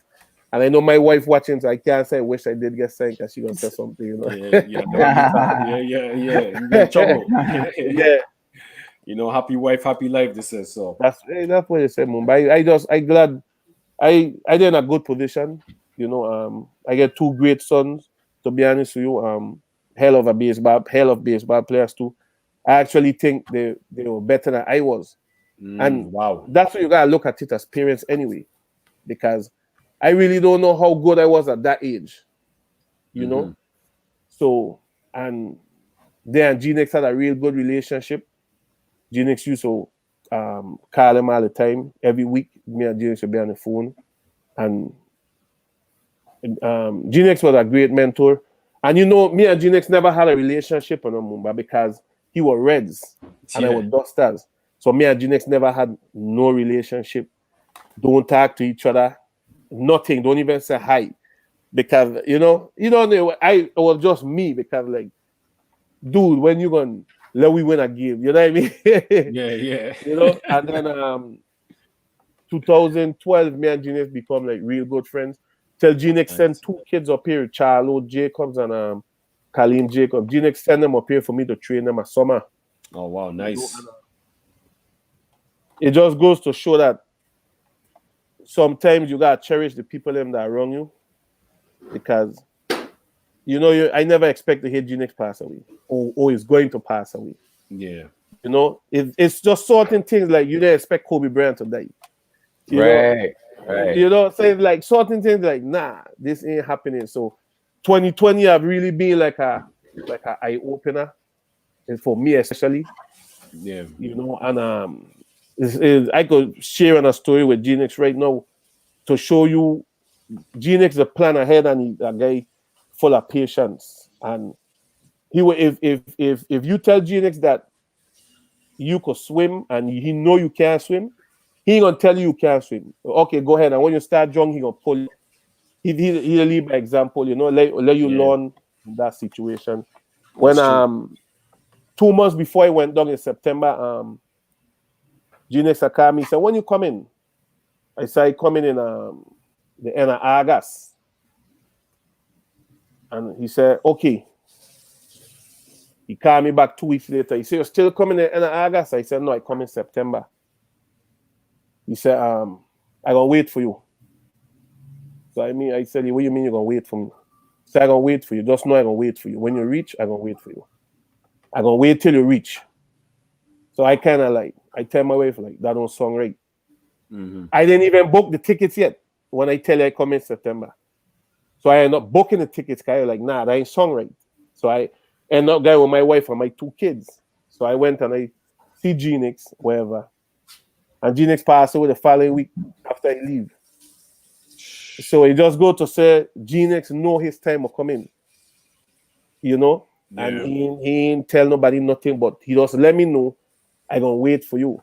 You know, so there's been a change. This year has been a rough year with the pandemic and everything are going on, you know. So if this wall don't open the eye after this year, nothing will never change again in life. Facts. You know, if this year ain't change you as a person, or how you deal with your family, or how you deal with your kids or your wife, or people in person, nothing will never touch you again in life. If this That's year ain't true. do that for you, you know. That's a good way to Right. look at it. Yeah. Yeah. Rudolph, they're saying you might need some light a little bit. So I'm like, hold on. Yeah. No, like light. You have like a light nearby? Oh, dark. Yeah, dark, yeah. Hold on.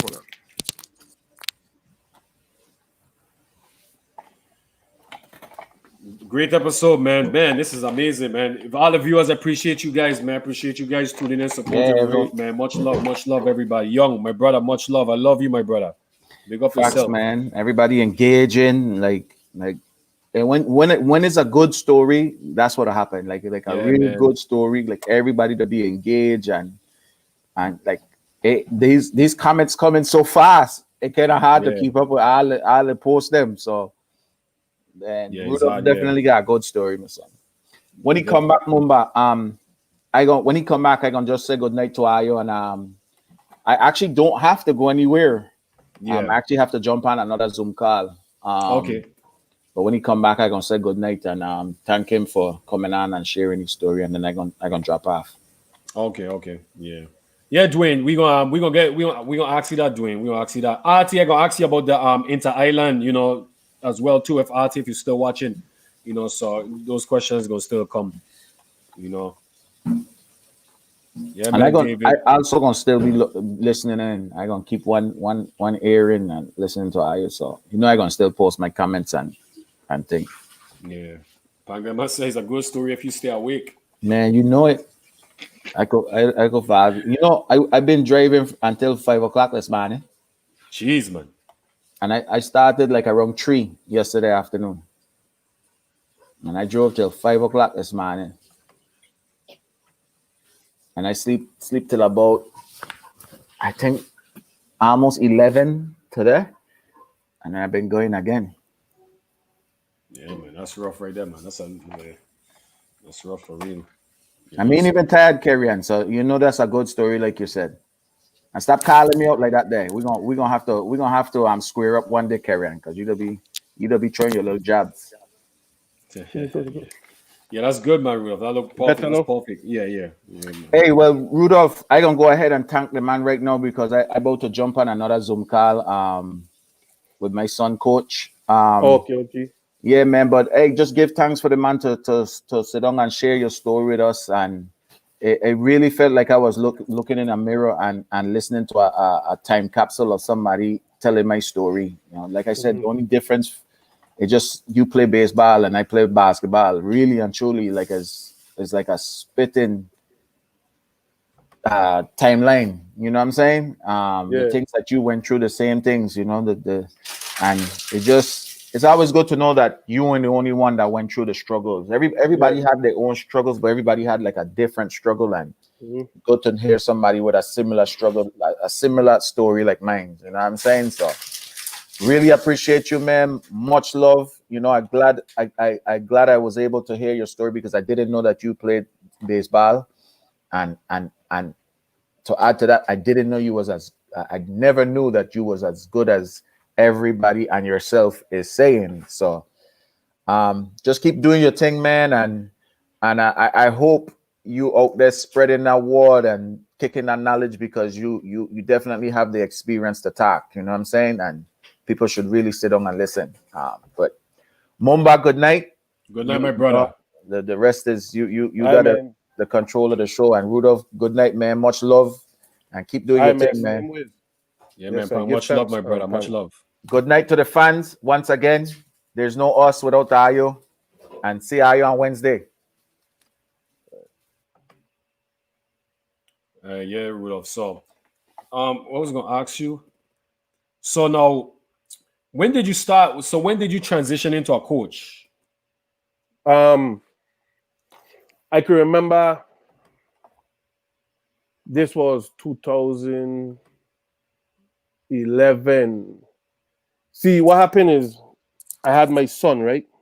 Yeah, And I walk away from the sport, period. I never even used to go to little league games. I like just basically walk away from the sport. Just turn my back to it completely. mm, Right? And I can remember when my son reached to the age he was 9, and I was training my son for a while, but nobody didn't know that I was training my son. You know, but I didn't even know I really had a son could have played ball. And I yeah, used to go with him. G-Nex used to go with him for 5. So I used to go with him for 4 and get out of there by like 4:40 before G-Nex come. So nobody won't even know that I have my son training. So one time G-Nex reached to the park earlier than he usually do. So when we done work with G-Nex, like, that's your son? I'm like, yeah, that's my son. And G-Nex said, well, you should build a team around your son and get your own team. mm, You understand? yeah, So if you go back a year before that, I can remember Bates, Bobo Bates, the one that owned Bates Trucking. yeah, but yeah, He see me to the car track and he tell me, he say, you need to start training kids. And if you get a baseball team, I gonna sponsor the uniform. So when G-Nex tell me that, the league wasn't started yet. So I went to the president of the league and I said, I want to get a team. And they used to do something where you call like a draft. They'll have a heap of players come and try out, and you got to tack down all the notes of the players, and then you choose players that you want different coaches. So now yeah, you know I need at least 10 players because only my son alone I have, you know. yeah. That's true. So after I get a team now, I went to Bates and I said, you remember what you tell me? If I get a team, you'll get me. He said, you don't forget at all. He said, yeah, don't worry. And he actually sponsored the uniform for real. Nice, So nice. 2011 is when I start working a team. You know, so you can say late 2011 is when I start really coaching players. And then when I move up here in 2012 when the refinery closed, and my kids move up 2013, and I put my kids with different teams to play, I start training kids up here too, you know, Yeah. and that's where it Was your team in East or West? West. You know, in West. West all the way. Come on, Mumba. You know, I ain't No, gonna carry our team to that, the east. that's a question from one. That's a question. That was a question I asked from the Oh, viewer. okay, okay. Yeah, yeah, yeah, Nah, West. No disrespect, but it was West. yeah. You know. Yeah, and that's when I start coaching like other players. But I used to train my own son hard, and up to this day, I still train them hard, like Okay. real hard. You know, when Joel come on the show, you could ask him because Joel was over here for the summer. He bring his whole family, and they spend like 5 days here by me. You know, Okay. Nice, man. Nice, so I nice, even nice, train his son when his son was here. You know, so he could nice. access to that. So how is it like coaching, and how is it like coaching your son, knowing the type of baseball player you was? You know, how did that transition to you? Like how did you enjoy it? Um, it's good and it's bad. Um, the good part about it is, you know, your son is a replica of you. Yeah. and his mom. And if when we reach to this age, Mumba, over 30, you could you see a lot of things different. Like you could tell, Sure. you could watch somebody and tell who they remind you of. You could be like, man, my son act like me, or my son act like his mother. You know what I mean? So Yeah. if you see your son moving a certain way, you can say, "Why I remember you to move like that?" And this what I do to fix it.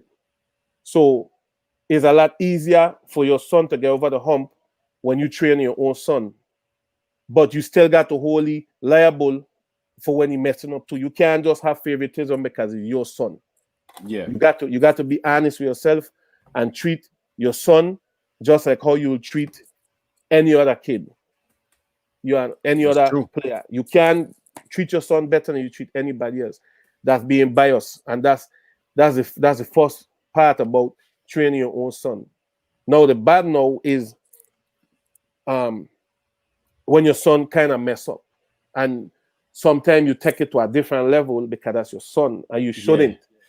You understand what I say, Mumba? Yeah, I understand. Trust me, I know. Yeah. And you shouldn't. But it's not that. It's not that. It's not that you treating your son bad enough, but it's just your competitive nature, Mm-hmm. you know, and you trying to push your son to that next level, but at the same time you don't want to break it on either. And that's what we gotta look at as parents when you train coaching your own son, because other parents gonna watch how you treat your son, That's true. and then look at how you're gonna deal with their child. Facts. Yep. You understand what I'm saying? The Yeah. hardest thing is having the parents to trust you with their kid when they're not around. Yeah. If a parent, and when I say this, I mean like parents that really looking out for the kids. If they trust you with their kid, that with them not around, that parent have a lot of faith in you. And it just probably go by what they see. You understand? Yeah. Because your kid is your joy and your jewel and everything. And for you to trust your kid with somebody, you have to really, really have some kind of faith or towards this person. So it have the ups and it have the bads and it had the goods. That's true. That's But true. I still True. up to this day, I still day trainers. I dey train my two sons and my kids, and they my older son they tell you anyway he go and play Mumba, people they ask for autograph for Wow. my oldest son. I want your autograph because I know I gonna see you in the majors. Yeah. Or you understand what I'm saying? So I just tell you like don't get big headed. That happened to me. Yeah. Don't ever Yes. believe you're better than anybody else, and don't ever believe that you know enough that you don't need to get coach or train no more. That's so You true. know, That's important.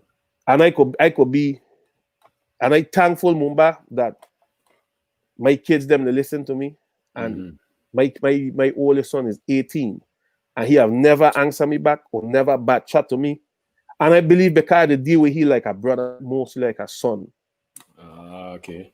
You understand what I'm saying? Yeah. I don't try and like don't talk he like I deal with he like my like a brother and a son.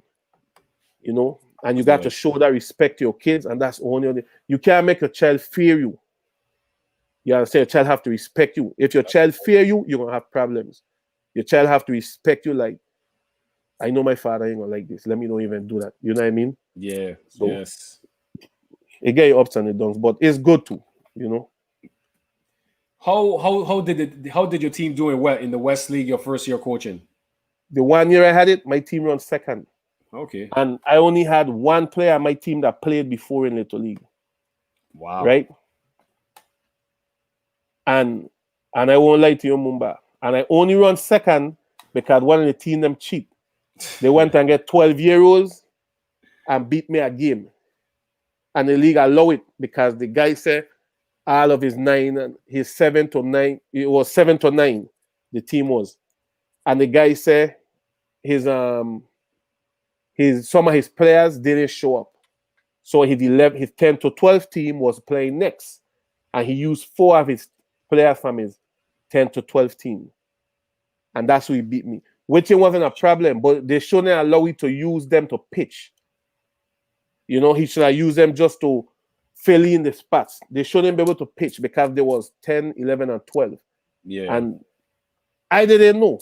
I didn't know because this was my first time in the league. I didn't know who these kids was, how old it was. You understand? Yeah.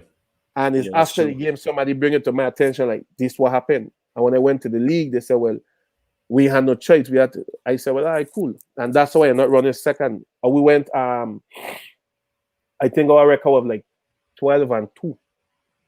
And Wow, that's a good all record. these players I had to train, some of them never played baseball before. You know? So, and that's a true story. Man, that says a lot about your coaching. You Mhm. know, that's amazing, man. That's amazing. So, how many years did you coach there? 1 year, because remember Hess closed and I used to work in the refinery. And I ended up leaving after that year. Also, after that year, okay, I got you. I ended up being a coach for the All-Star team to go Puerto Rico that summer too. It was me and I forget the guy name. But anyway, it was I ended up being a coach for the summer that year, and then I ended up just leaving,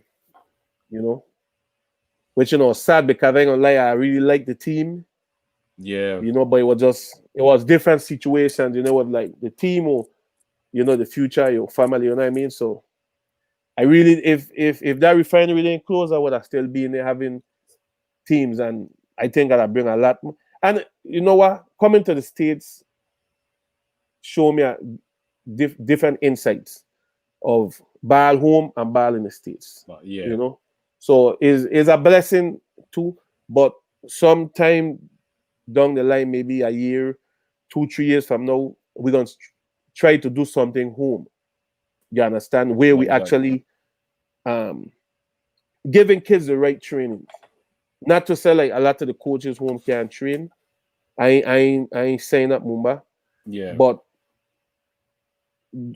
just try the right fundamentals of hitting and feeling then. Yeah. You understand? Because we have a tendency, remember, the kids have talent already. So sometimes you have a coach, Mumba, you get a kid that don't come to you that could play. You don't want to change nothing because you don't want the parents to be like, hey, my child could don't play. Yeah. But he's swinging the bat the wrong way and you throwing the ball the wrong way.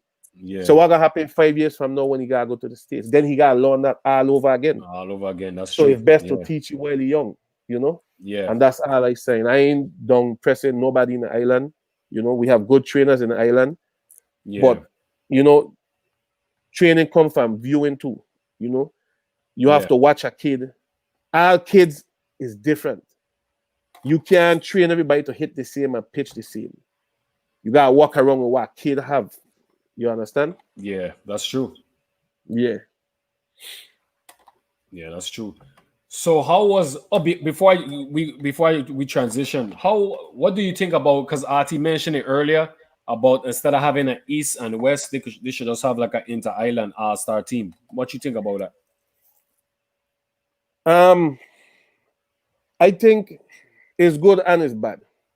The reason being, the bad part about it, if you have an inter-island, a lot of young players won't be able to feel how we feel to play for an all-star team.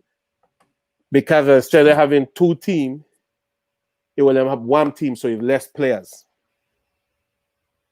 You understand? So some of the lower grade players who are going to make it if you have two teams won't be able to make it. So you will be kind of killing some of the players won't even want to play no more because they ain't even getting to. Your whole thing about playing is trying to make it to the all-star team. The good thing about it is it will make the team stronger. Yeah. But would it make a variety of players better? No. You understand? So it have a goods and a bad. It's all according to what you're looking for. If you're looking to want to win games, then it's good. But if you want more kind of develop players and let players get experience of being in an all-star game, then no. So it goes both ways. Yeah, I agree with you on that. That's true. Because I always think like how they could make it, but like the way how you give more kids opportunity. The only thing I was thinking was that, like how we have the East and we have the West, and whoever wins out the East or West and St. Croix, and whoever wins out the East or West and St. Thomas, maybe you take You take 4 players, the coaches get together and take the best 4 players from the East team if they lost, or vice versa. You know, you take the 4 best player and then you go over to Rock, do the same thing, and then whoever wins maybe take the best 5 players from the losing team or something like that to have a stronger team. Going to try and make it to Williamsport. That's the only thing I was thinking of. But again, if you do that, then you're gonna have to drop kids off that actually won. So that actually make it from point A to point B. Yeah, you know, that might not even say, well, that might make things worse, brother. Yeah, and island parents don't hold them out already. Yeah, that's true. Because if it was one of their kids that get dropped out because the other kid and the other team might be upset. So and you might want to play the next year. That's true. For a fact, that's how I was. So yeah, you're right. Yeah. So whatever I just come up with, that was terrible. Saying it no. Yeah. We have a question here. What training do you think you wish you had growing up? It's a pretty good question. What training I wish I had growing up? Yeah. Maybe something that you see, since coming to the States. Since coming to the States? Yeah.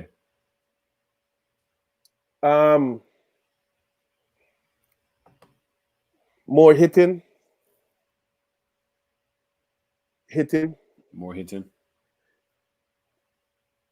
Because why I said that is everybody is a hitter until they reach a certain age, Mumba. Everybody, 9, 10, 11, 12, 13, 14, 15, you was a hitter until you reach up here, high school, sometimes from high school you become POs, pitcher only. Yeah.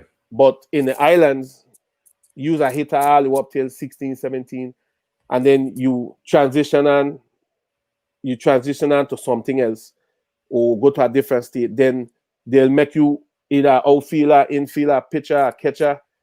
You understand what I'm saying? Yeah, so, it's true. So I think it has start with hitting if you want to get some, because that's something you have to know to do, because that's something you're going to do every day, period. And it's just like, and it's not just going up there and just hitting the ball. It's your mindset and being patient and knowing what you want to do before you even go up there to bat. And that's a lot of our problem, Mumba. We got to know what we're going to do before we even go up there. That is so true. You understand? So yes. And be patient and watch the pitcher pitches before you go and hit. So you can know what you're going to face. What's his best pitch? What's his worst pitch? Yeah. And because baseball is a game of cheating. When you steal a base, look, it's my little nephew. Look, say hi. Hey, hello. Yeah, it's a sport about, it's cheating and it's legal, because when you steal a base, you cheat. You know what I mean?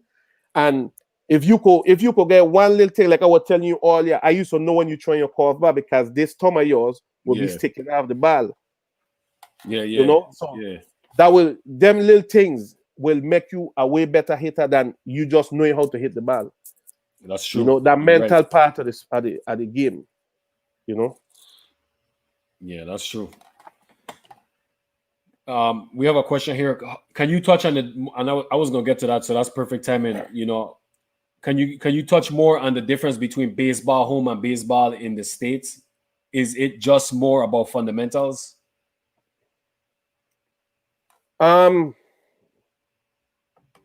That's a good question, but the difference between baseball in America and baseball home is that in America they have to work 10 times harder than we have to work to reach to that elite spot. Everybody in America have a trainer. And when I say a trainer, it's a professional trainer, ex-baseball player, ex-college player, ex-minor league player. Every player, Mumba, have that. You understand? So the difference between up here and home is just repetition. These people have a lot of cages. They get to swing the bat 400 times. Compared to we home, we swing the bat 10 times. Up here today in an indoor, feel about 200 ground balls, say, every 5 days. At home, they give about 20 to 30 ground balls. You understand? Back home. So it's just repetition. Because these trainers up here ain't much different. And the only thing I see up here that I don't like is if you have two trainers, Mumba, and I say, well, okay, say you're the parent from up here, and you have two trainers, and they said that one they play major league, and this one just finished high school. They're gonna choose the one that play major league because they think he's a better trainer. Yeah. That don't mean he's a better trainer. It's true. You understand? Because I used to train kids up here, and I used to charge $30 an hour. And then you have trainers up here that play professional ball, that charging these players, the parents, $60 an hour. Yeah, And the best part is them same kids that train with that guy, he can't get them to hit the ball. And they bring the kids to me. And in 1 to 2 weeks, they could hit the ball. Yeah. You know? So it's just different mindset, but it's just repetition, man. Anything you want to do, you got to go hard for it, and you got to train hard for it. And that's why GNX developed so much good players, because GNX put time in with a lot of players, man. That's true. You know, a lot of GNX live on a baseball field. Yeah. You know? You play with him, Mumba. So you know, GNX will bring you, he will sell us in. Me and you going there, 7 o'clock in the morning, me and you alone.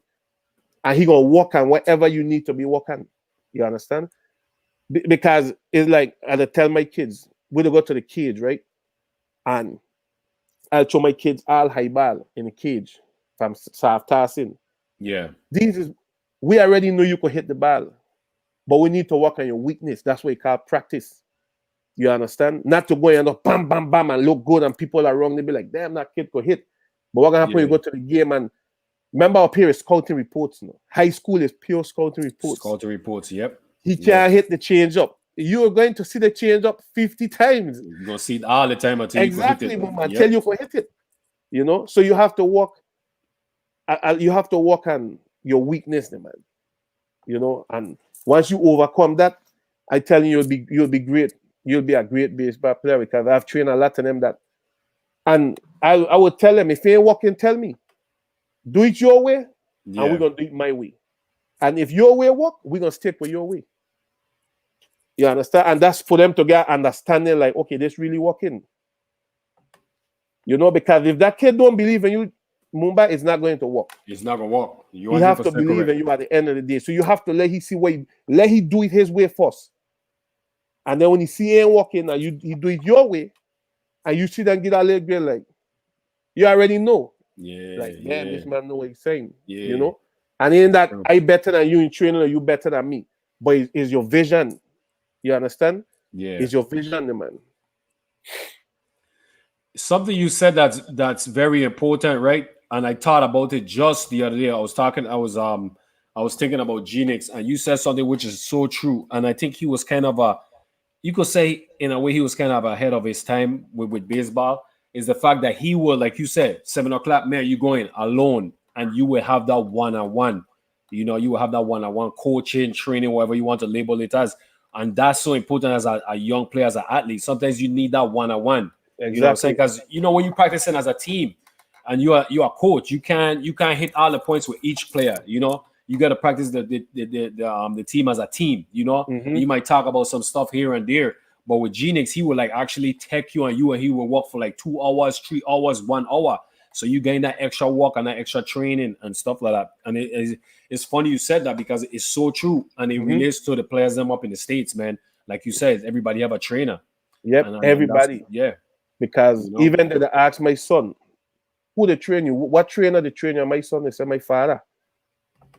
You know? Yeah. All the time. Anywhere we go, who they train this man?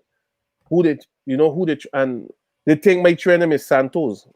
They think there's Santo Domingo because the color, you know, and then the accent. So they think there's Santo Domingans, you know. So, I mean, I ain't gonna lie to you, Mumba. Baseball is a loving sport, right? And it'll teach you a way of life in any sport, but baseball is different. It teach you a way of life. It's because true. When you know basketball, right, you sit down and you have all the fans behind you talking and chattering and things like that. Baseball is just you and your players alone, you know. Yeah. Your teammates alone, man. You know what I mean? And you go through that struggle. Basketball, you could take over a game at any time. But baseball teach you patience because you gotta wait for your turn. You know? That's so true. So I will always pick baseball over basketball, not because I was better in baseball. A Yeah. basketball player might seem different, but from me playing the two sport, I just feel baseball it keep you more grounded because you can't be that Michael Jordan in baseball. It got to come to you.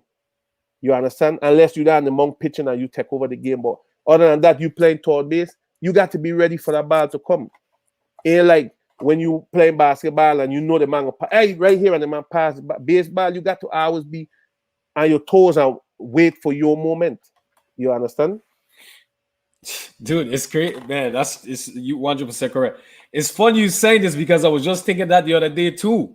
Because I was thinking like, man, with base, like you said, you always have to be ready. And like you said, you might get one. You play top base the whole game. You might get one bar hit to you, and you might be going 0 for 3 at the plate, and you can't take that. You can't take this. What you doing at the plate onto the field because that one opportunity you have, you could save the game or you could lose the save the game.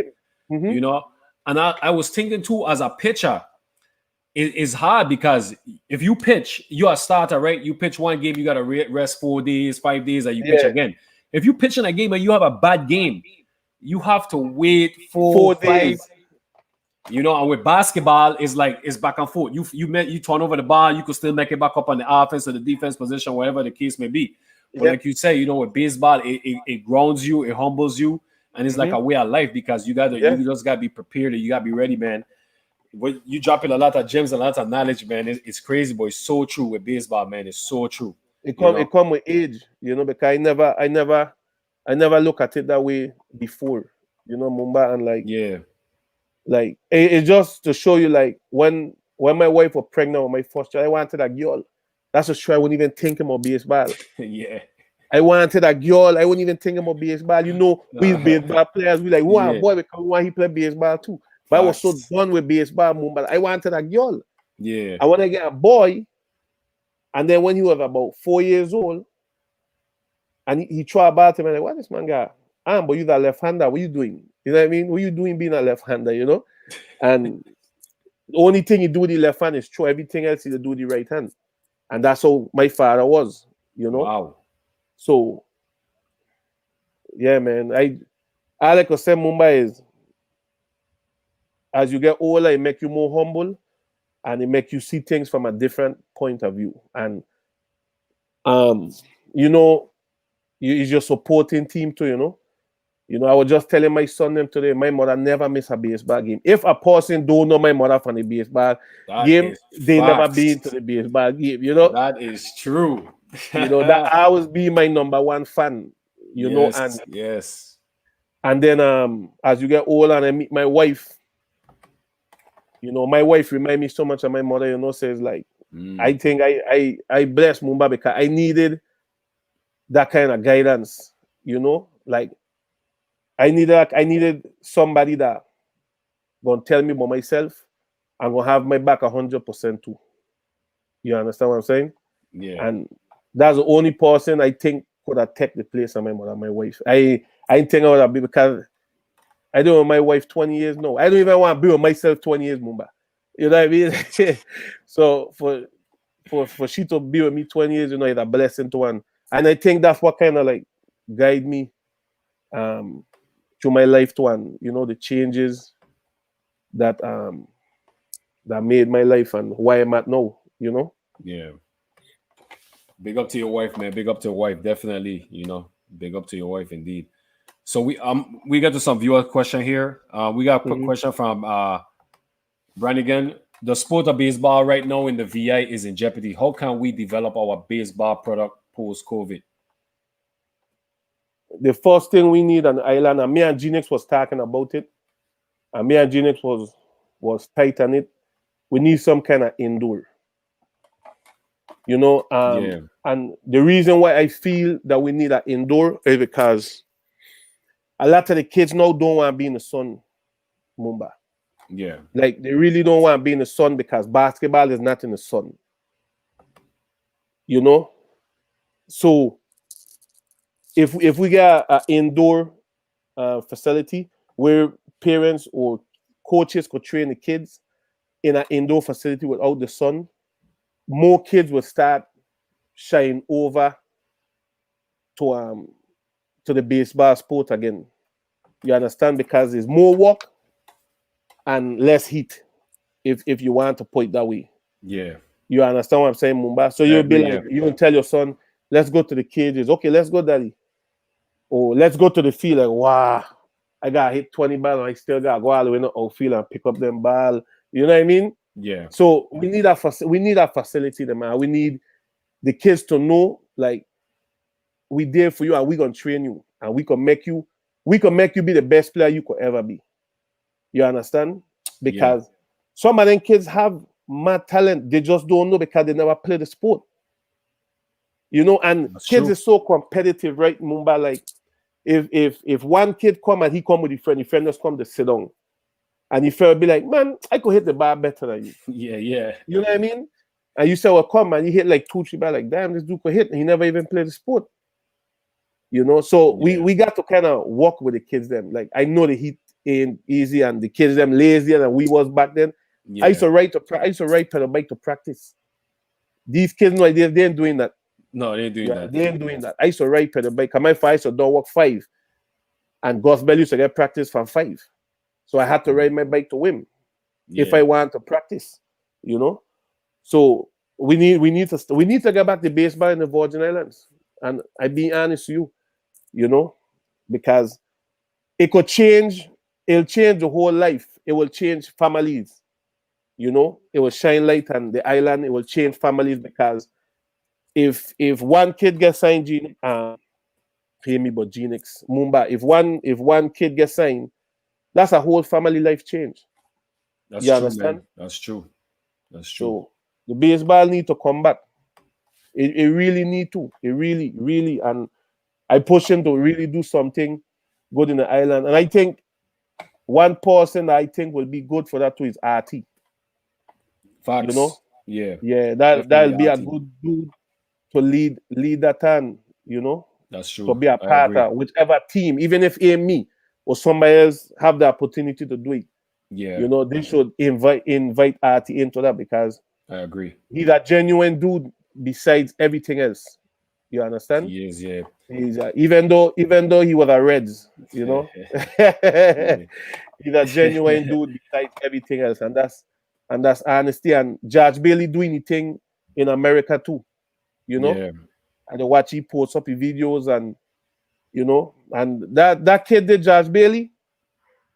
I think he could have been the David Ortiz of Major League from the islands. You're right, that's You true, know? man. That was the perfect player to compare you to. Yeah, I've never seen a dude that heavy that could run that fast. Yeah. You know, and he used to be the fastest on the team and the best hitter on the team. So shout out to Josh Bailey too. You know, if you're watching or if he ain't watching, you know. Yeah. Somebody asked about, or I He just see said- somebody asked about Kenny Jackson. Yeah, what about Kenny Jackson? That the,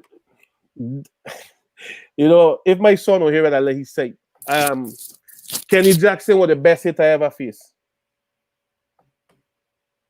That's the best hitter I ever faced, Mumba. Yeah, he was good, man. I could have thrown this man my best curveball. And this man will just stay there and watch it and just tear it apart. I'll throw you my best fastball. You know, and that's the best hitter I ever faced. I won't say that's the best hitter I ever see. But out of everybody ever pitch against, Kenny batting average against me probably was 750. Jeez. I be honest with you. The best hitter I've ever faced was Kenny Jackson. Wow. You know, to be honest with you. I remember one game we were playing them. I think we were Yankees at the time. And whoever win were going St. Thomas. We were playing Vikings. And the stadium was ram. You know, ram. Kenny Jackson probably could remember it. The Vikings. Ram. And, you know, 2 outs, Kenny Jackson come to bat. And we up by 1. 2 man on base. I tell my coach, the coach at the time was Jung Belado. You know? June, and I tell Jung, like, hey, you need to change me. And like, this man have my number. I scared of he. Yeah. But when you respect a man, you respect a man. And I also letting the coach know, this man have my number. You understand? Because if he swing and miss a ball for me, Mumba, this man swing and miss and he watching me, like, you know what I mean? I gonna kill your ball, dude, you know? So I tell Jung and Jung, like, no, you're the best man in this position for we. If we're gonna lose with you. So okay, facts. I say, you sure? He say, yeah. I trade the first pitch of fast ball and if he foul it off straight back. When a man foul it off straight back, that means he just missed. Yeah, he on it. He on your fast ball. He on it. You know? That means he just missed Mumba. Yeah, he hoping he got another one. So I watch my coach and I like, dude, you just see that one. Like, hey, I hope you just see this, because you know? Yeah. So the second one I threw was a high fast ball. He didn't go for it. I just don't want to trade the curve. My curve is my best pitch, but you have my number, my curve. You know? Yeah. So I try a change up. He line it off, my son. Line whoosh, down the line foul. When I tell you a cut, I say, ooh. So I 1 and 2, you know, and I did it, walk around the mount. John Millings call time, he come to me. You know, he talked to me, say, Rudolph, throw the curve ball. I said, this man will kill my curve ball. He said he's not going to be looking for it because he know you're going to trade to you. I throw this man the curve ball, right? And I still watching it in slow motion. That man miss it by maybe a centimeter, man. Wow. And I strike this man. That's the only time I ever strike Kenny Jackson. I face this man maybe like 60 times. That's the only time I ever strike you out. I ain't gonna say that's the only time I get you out. Yeah. But that's the only time I ever strike that man out, the man. And we beat that man to go St. Thomas. Kenny Jackson, best hit I ever faced. All honesty. Yeah, man. Much respect to Kenny Jackson, man. Man's a legend. He's a legend. For real. What college did your son get a scholarship to go to? Someone asks again. They can't remember. The first scholarship he get was Ranger College. That's about an hour and a half away. I live in Dallas Fort Worth. Yeah. Then he get one from he get one from what's the big college where try and get Kimani to. When he went to this area code workout. It was Oklahoma. I think it's Oklahoma, but that was a grade 1. But you see with that, they only give like 10%. Oh, so it was like not even a partial scholarship. No, because them is a high level, you know. Them the college football, they get most of the money when it comes to scholarships. Yeah. You know. And then he ended up choosing Cedar Valley College. Okay. That's the one he went to. That's a junior college. Okay. You know? Yeah. That junior college. And the reason we went the junior college way is because he graduated early. In a sense, up here, the kids them up here, they graduate at 19 and 20. They hold the kids back a year. Yeah, that's what America, they do, yeah. I'm sure you know that. Yeah. So that way, when they reach 12th grade, they're more developed than. And my son graduated at 17.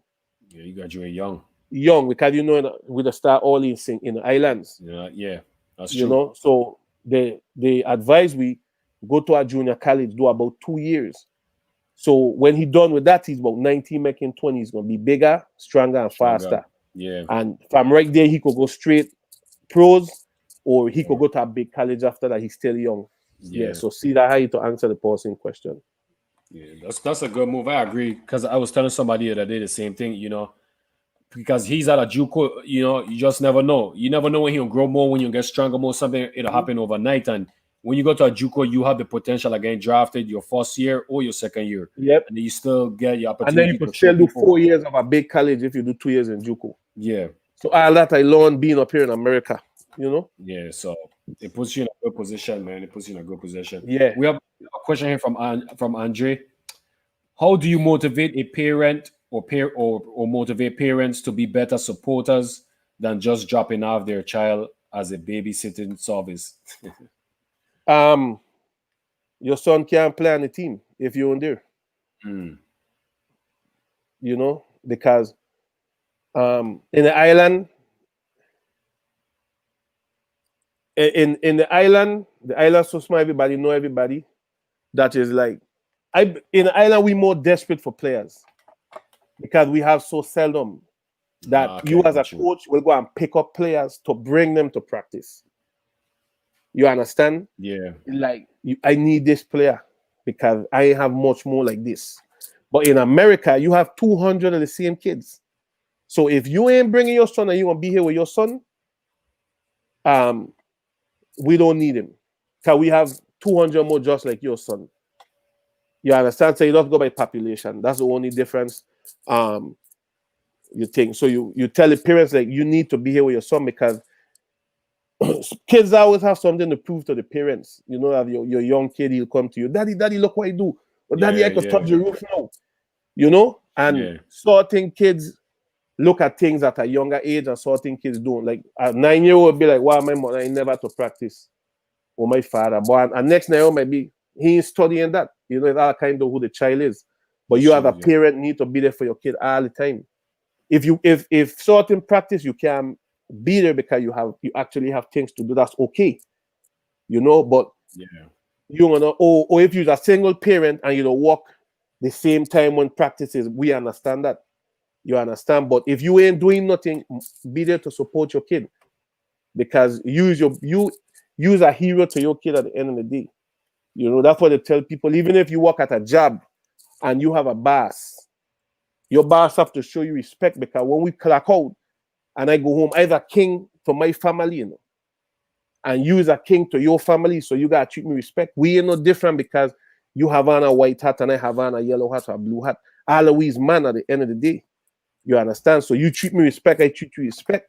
That's true. Because when I go home, I have my dogs, my kids, you know, my wife, I go home to, and they look up to me like, you know, why we glad to see you come home because you is the head of the household, or you know.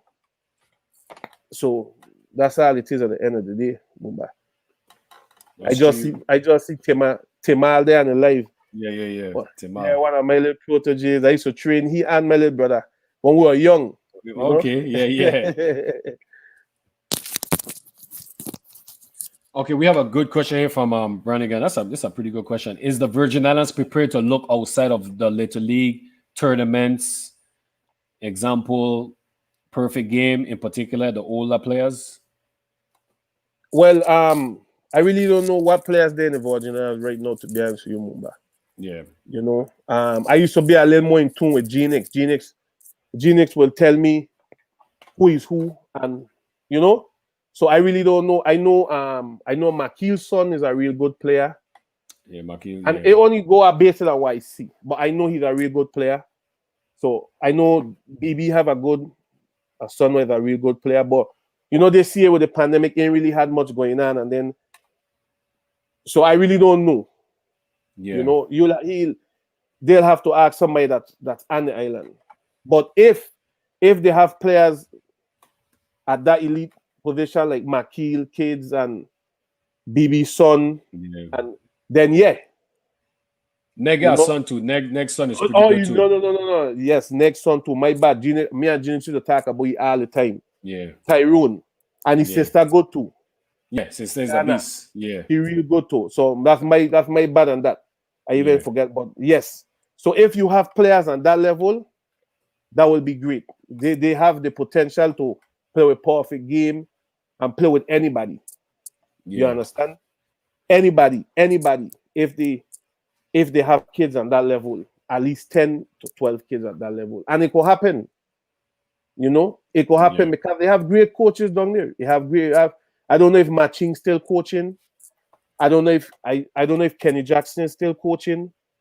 You know, you have real good coaches, and I know BB the training kid, Makil be training kids. Yeah. When I be in London in September, I carry my kid to walk with Makil's son. My 2 kids. You know, and my 13-year-old Makil tell my 13-year-old that you remember your father, you know, and so I can't answer the question, but if you have kids on that level, yes, they could compete with anybody with the right training. You understand? With Yeah. with the right training and the right coaching. You just can't be a good trainer. You have to be a good coach too. That's true. That's true. Yeah.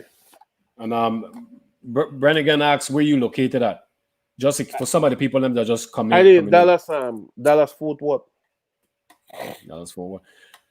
You know, I was thinking when you mentioned you and Genius, I was talking about a facility, which is I agree with you 100% because I didn't touch it, I didn't mention it, but it gives you could actually have like multiple mounds, you know, those indoor mounds, you know, and you could have where you could actually have more people pitching bullpens and you could really, you know, get involved and stuff.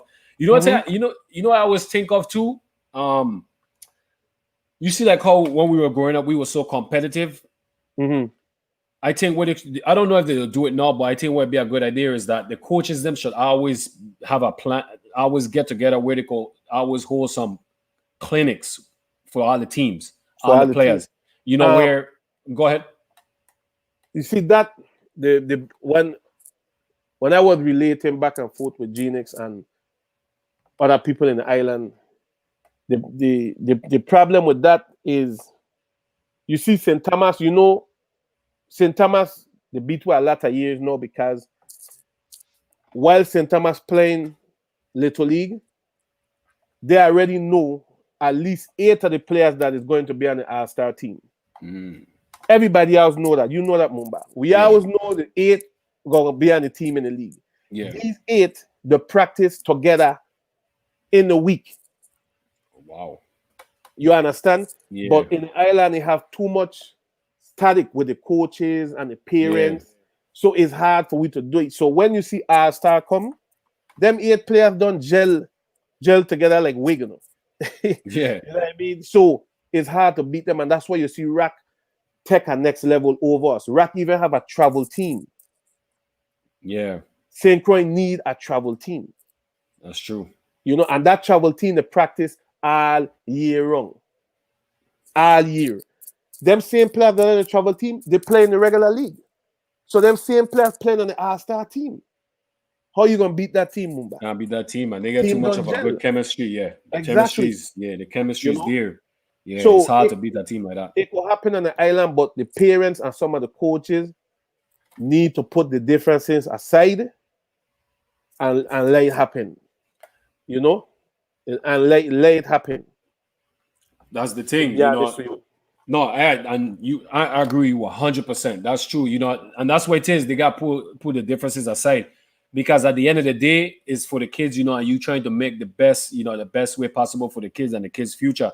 Because while on being up here and stuff like that in our sports, if you could have that respect among each other, the coaches and the parents, and communicate, like you could learn something from me, I could learn something from you by us just communicating with each other. And a player that you have, sometimes you might not get through to him, but another coach probably could get through to him because the way how definitely message. And that's where I think on St. Croix and the islands, but on St. Croix we specifically talking about where I think the coaches should get together and really just have like a clinic where all the kids then could gel and talk to each other. Because at the same time, like you had a great curve ball.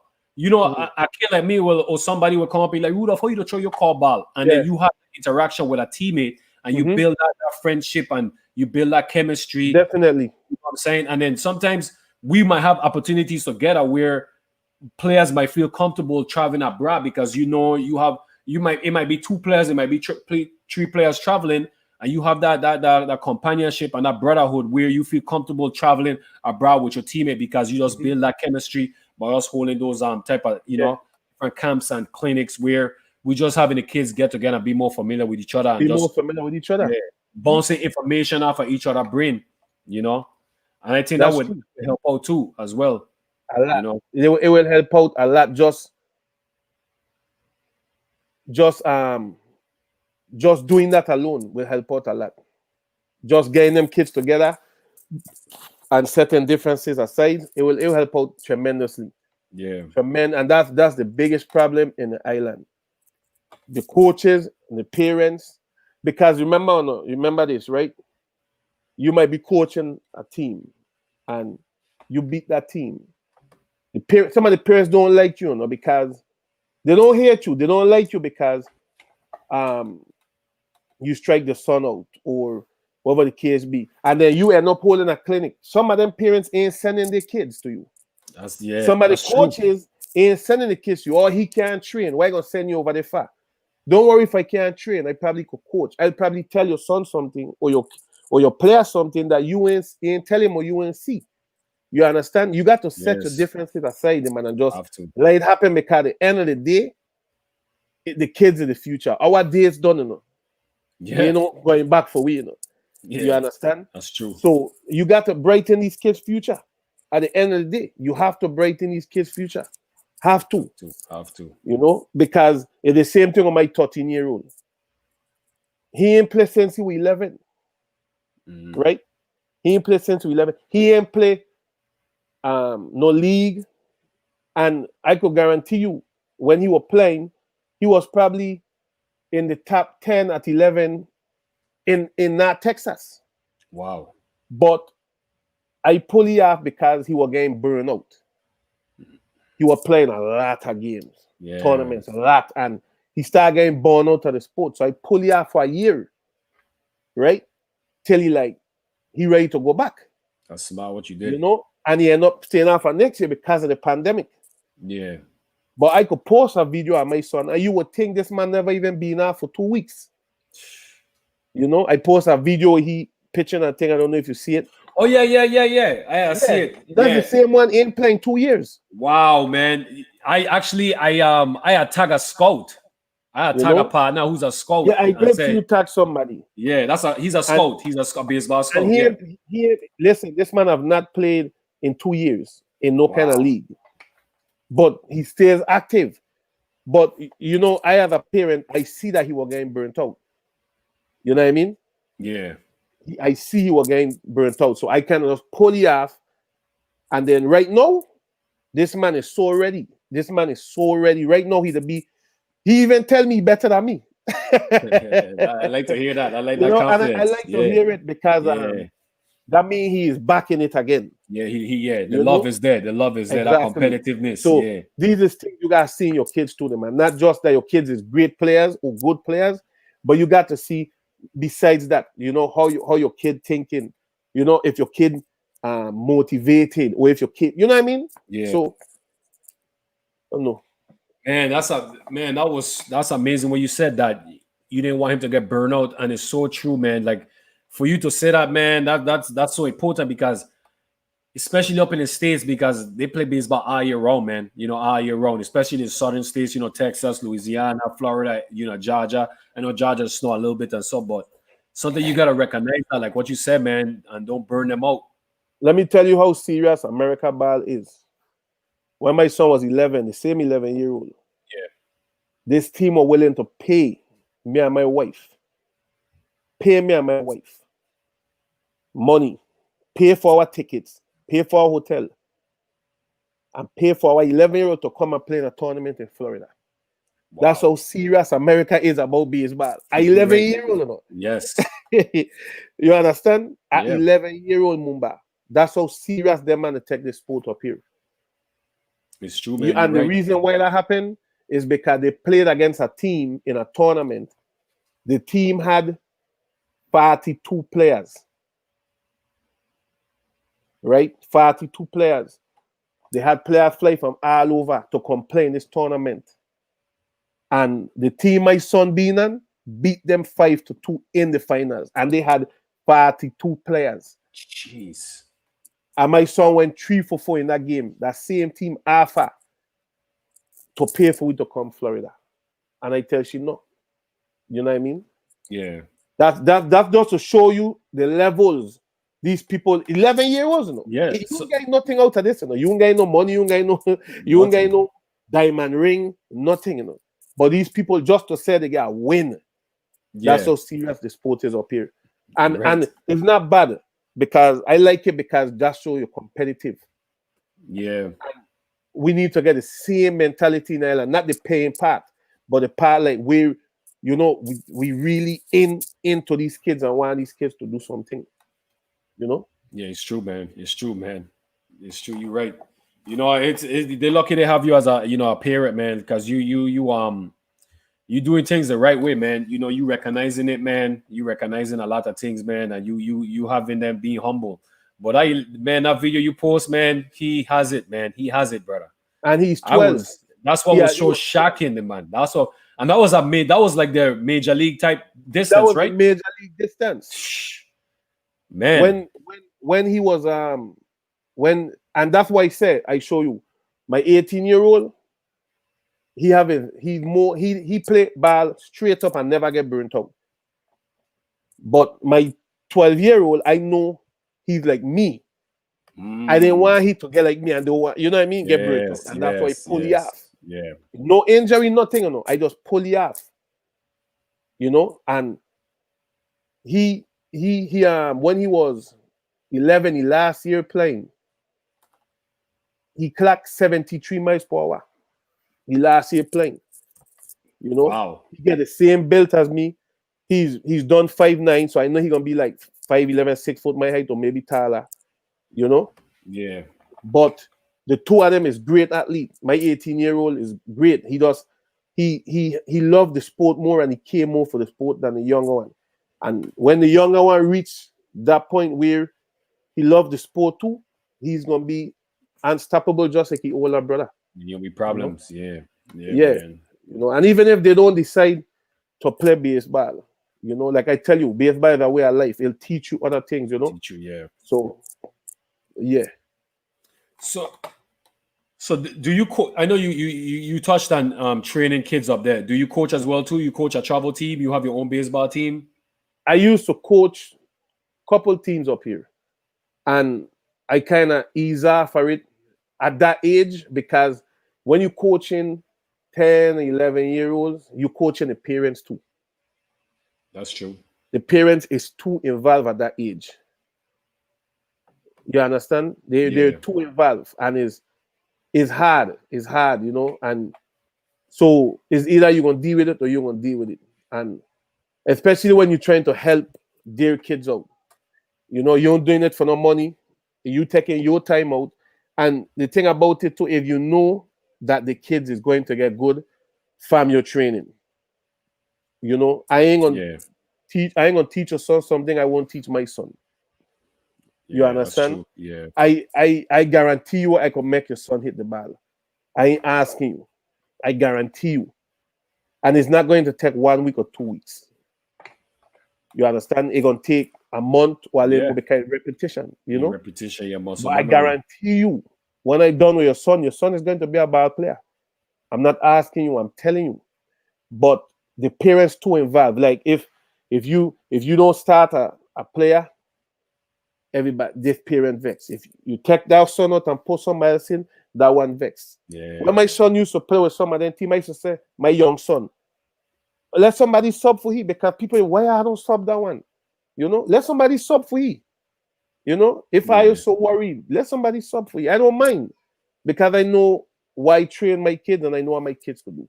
Yeah. You know, and at the end of the day, this is just baseball to them. We have the parents dealing with the real world. This is fun to them. Let them have their fun. Yes. You know, because when they reach our age and they get bills, that fun done. Fun done. You understand? That's fine. But a lot of parents don't understand that. You know, so that's my take on that right there. Yeah, sometimes the parents could step in the way, man, and it could be, you know, they could be too much to deal with, you know, and it's only hurting their own kids, you know. Sometimes you just gotta give trust in the coach, you know, they know what they're doing. Brannigan asks, what type of training are you doing with my kids right now? Because right now, with my kids, I training, and some. Okay. Yeah, my kids I training, and some other kids that they train every now and then. A lot of right now in the off season, a lot of cardio. Right now with a lot of cardio and a lot of hitting to get that blood circulating, kind of reduce the injury rate, you know. So a lot of cardio fitness and a lot of hitting. We ain't really throwing much ball right now. Okay. You know, we're really trying much ball right now, because you have to give the hand a break. Especially when they are young. You know? Yeah, you have to. That's why they tell them when we used to play from February, then we play summer for the All-Star, and then that's it until the next year. Next year, yeah. But up here now they have travel team, they have interleague tournaments, they have regular league. By the time your son, I remember I had time Mumba.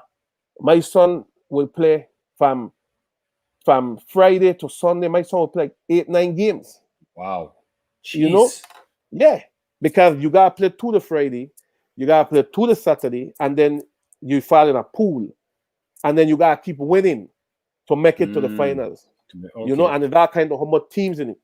You play sometimes 8-9 games in 3 days. Yeah, Even if you're pitching, you still warming up, you still trying to bat from third to first, you know. By the time you're done and you do that count how much bars you don't pitch already, you don't throw about 600 bars for the weekend. That's a lot, man. You know, then you're pitching in between. So that's why so much kids getting this Tommy John surgery from young now. Because of, you know, and some of the parents wasn't even, not to this, no parents, they shining through their kids. Like they never was good in a sport. So now their kid is good. So they're using their kid as them now. So go ahead, play. But you don't know what you're doing to your kid. You know? That's so true. I see it all the time up here, man. They living through their kid. You know, they couldn't do it. And man. You know, that's so bad, man. That's so bad for the kid, man. They just, you know, they drive the kids in crazy, man. That's what make kids quit and don't want to play. And, you know, man, that's sad, man.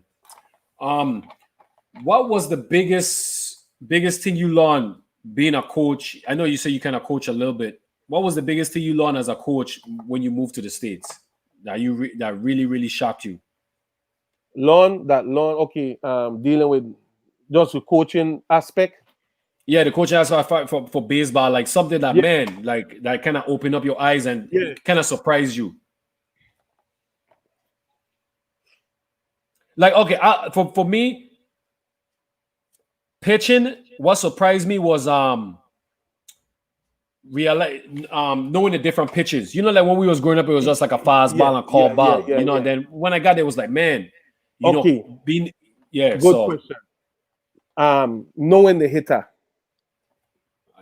Wow. Knowing the hitter as a coach, and you learning the hitter for you to teach your player or your, you know, about things, and then knowing what to say to a kid at the time. When I say that is you could raise your voice to a kid, you know, but you gotta know to bring it back up. You understand? Yeah. Because kids gonna be kids. You're gonna tell them something, they're gonna get done. But you can't leave them down. You gotta tell them something to bring them back up. Because if you leave them down, and the next time they're gonna be down. You understand? Yeah. You got to let a kid know that you really genuinely care for him or her, whoever you're coaching. Yeah, that's and so the kids will know if you really care for them or not, you know, how you deal with them. You understand? You just got to know, you got to build that kid back up. Don't ever leave that game at that low level. Never. You know, never, ever, ever let a kid leave that game and you won't bring that kid back up to that level. Because that kid gonna go home and dwell on that, and the next day might be a rough day for you and you're gonna say something again, and you know. So I think it's just learning hitters and how to deal with kids. You know, even teach me how to deal with my kids at home better too. You know, because you know, as parents, we have short fuse or short patience. Yeah. You know, so and yeah, it just amazed you what you could learn even at the age of 40 or older. When you think like, man, I have seen it all. You know, and then you're like, damn, you know, I didn't look at it that way, or I didn't look at it this way. You know, so and I would be true to yourself. You know what I mean? I would be true to yourself, man. Don't try to be spiteful. Don't try to hurt our opponent. You know what I mean? It's important. That's true. You know, don't try to hurt no opponent. Don't ever, because kids gonna be kids, man. And don't ever do it. Just be true to yourself, man. You know, and be fair with everybody, and be honest. You check because them use a parent to them kids. You know, them kids deal with you a lot, spending a lot of times with you. Yeah, You know, that's true. so you want to make sure you want to like people that say live your best life because you never know when you're gonna pass away or when you're gonna die. And I really don't believe in a saying because I believe in leaving your best foot behind. When you pass and people could say good things about you, then you did something good. Yeah, You understand? that's true. Like we could stay here and say mountless thing about Genix. You know, Yeah, I talk to Genix wife all the time.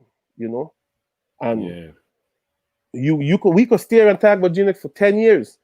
it's true. You know, Yeah, some people might have bad things to say, some people might have good, but you have something to say. yeah, You understand what I'm saying? So if like long as you leave and you leave impact on people, you know, you did your job, the man. You know, at the end of the day, you did your job, you know, and that's why I believe in, you know, like you did your job. Period, Mumba. Period. You know, because when you live your best life, when you gone, you don't even know, you don't even remember that done gone. yeah, done gone. Yeah, But when you that's leave true. impact, and people gonna be like, okay, wow, you know, we got to do this because you know this man, you did your job, then man. At the end of the day, Yeah, that's why that's I look true. at, you know, Yeah, each one teach one, man. Each one teach one. You know. exactly. So we coming on to the 3 hour mark, Rudolph. Man, I had a question I was gonna ask you. Yeah, and talking, you know, you talking about Genix, you know, you got real close to him. Your kids that got real close to him. What is something that you learned that you gonna always, you know, always remember that he taught you? Something you took from Genix that you always apply. You know, if you want to apply it to your everyday life or apply it to, you know, sports as a trainer or as a coach, etc. You know, what is one thing that you could take from that? If I'm Genix, Yeah. let me tell you, right? Genix used to call me. Every time Genix call me, Genix will ask me a question. Rudolph, what do you think I should do with this player? Mm, Now, this is Genix who training for 60 years or more, you know. yes. So I would be thinking like, what? Genix ain't know how to do this. Genix ain't know how to do that. But all the time, Genix cloning me into be like him in a Mumba. Wow. Meaning, if you understand what I'm trying to say, like he will come me and ask me, "Hey, this player of mine, he ain't hitting the ball. This is what he's doing. What you think I could do to fix that?" Right? No, I know Genix could fix that, but Genix asking me what I think and what I think, you know. Hmm. So Genix training me in to be a better trainer and a better coach, you know? And I don't know it, you know. Wow. I got you now. You know, I got you. I don't Wow. even know it. You know, at first I so blindsided, like what Genix asking. I feel big headed, like what Yeah, Genix yeah, asking me this, you know. But Genix actually coaching me in to be a real good coach, and yeah. I ain't even realizing it. You know, like I really ain't realizing. I came St. Croix one time, and Genix let me coach the team again. The next time, why you coach the team, and I ain't telling you what signs you give the pitcher saying this is your game, you know. And I win the game 2-0. I think we're against Vikings, Reds against Vikings, Hmm. you know. But Genix, what I take from Genix is he's so smart about everything you do, right? And he gonna let you be, right? He gonna let you be, you know. He gonna let you take the wheel and do what you have to do. And when you start steering away, then he pull it back. And he will be like, okay, you understand now that you have to lean a little bit to the right as the bike gonna go to the left, right? You understand? And he gonna coach you along the whole way. Like this person said, testing your knowledge toward the game. You know, he will coach you along the whole way, Mumba. You know, until you get to that point where you're the leader and you don't even know it. Because he ain't taking you and put you under your wings. You don't tap his wings, you know. And I take that from Genius, right? And I respect that man so much for that. When I realized that, boom, I realized that all this year, you know. I mean, Genius down the phone every week for 8 years, you know. This to show you how naive I be. You know? Yeah. You understand? Genius will call me every week and ask me a baseball question. And make it seem like he don't know what he talking about. Like he don't understand it. This is Genius, you know. Ain't nothing Genius don't know about baseball. Yeah, you got me all twisted up here, man. Myra, I kind of, because it looked like this is like a lot of different layers. Let me ask you a question, right, on this same topic, because when you was talking about it, my mind went towards of him, teaching you of being humble, meaning that it's okay to ask questions. It's okay to reach out and ask questions that you're not gonna always have the right answer. Sometimes it's good to lean on somebody. That's how I got it at first when you was talking about it, and then as you go on and on, is it like City you said earlier? You said that sometimes you let the kids that make the mistake to say like, okay, I'm gonna let you do it your way. Yeah. And then okay, no, do it my way. Like they said, test your knowledge towards the game as well too, because then you know he let it do it your way, and like you say, he cannot let you steer it your way, and then he'll help as well too. That's what come. That's why I that's how it came off to me that way too as well. It was coming to me different, all kind of different ways, you know, which is crazy. He's a smart man, brother. He was a smart man. He was a smart man. And me and his wife had that conversation, and I tell she, and she like, she said, if you and Genix sit down, and you and Genix have a conversation, you will realize Genix is 10 pages ahead of you. He remind me of Bob Bryan, when Bob Bryan should be a senator. Bob Bryan is not going to bring something up if he don't read about that and know everything about what he gonna ask. So anything you tell, he already the 10 pages ahead of you. Yeah. So you have to come good, and that was Genix, and Genix was a very, very, very, very, very, very patient person. That's facts, brother. Very patient, and that is facts. What I take from Genix is just be patient, the man. Just be patient. Never be in a rush. Yeah. Never, ever, ever be in a rush, the man. Never. And I sad that man gone, because I should have taken a lot more knowledge. Now I could sit back and think about every time me and this man used to talk. You understand? Yeah. All the time. And that was a very intelligent man. One of the most intelligent people I ever had a relationship with. Man, it's funny you said that, patience, because that in Little League with Reds, that's the one thing he used to preach on us, patience. It's funny you saying that right now today, and we in 2020, and this is 1989, 1990. This man telling us 9-year-olds, 10-year-old, patience, Maki, patience, Tyrone, Mumba, patience, Artie, patience. You know, and one thing he was big on too was preparation. Studying the opponent, you know, preparation and stuff. And like you said, he was always 10 steps ahead. That's how he was, you know. And and you as a kid, you just don't know it because your mind is young. You ain't know it. You ain't know it. You know it. And he was a very good reader too. Genix will read everything word for word. You understand? Anything Genix have, he'll read it word for word. You know, one of the last conversation me and Genix had, and his wife could tell you the truth. I tell Genix, I was telling Genix for like 3 years, they need to name one of these fields after you. We've been, Genix, up to 2 weeks before Genix died, tell you that again, and Genix said, like, no. If they was to do it, they would have do it already, Rudolph. You understand? And I tell you, I'm gonna make it happen. I tell you so. And you like, if they was to do it, they would have do it already. How could you have a man put 60 or more years and think, and not one time I even think about doing something for this man, you know? And it just go to show you he didn't even make a fuss about it. And he just and tell me, if they was to do it, they would have done it already. So I don't need it to be done. You know? Yeah. So we just need to take in Mumba and just know when we have when we have that angel in front of us, use it while it didn't Mumba. That is facts, Use it. brother. That's facts, Use man. it because you That's never facts. know.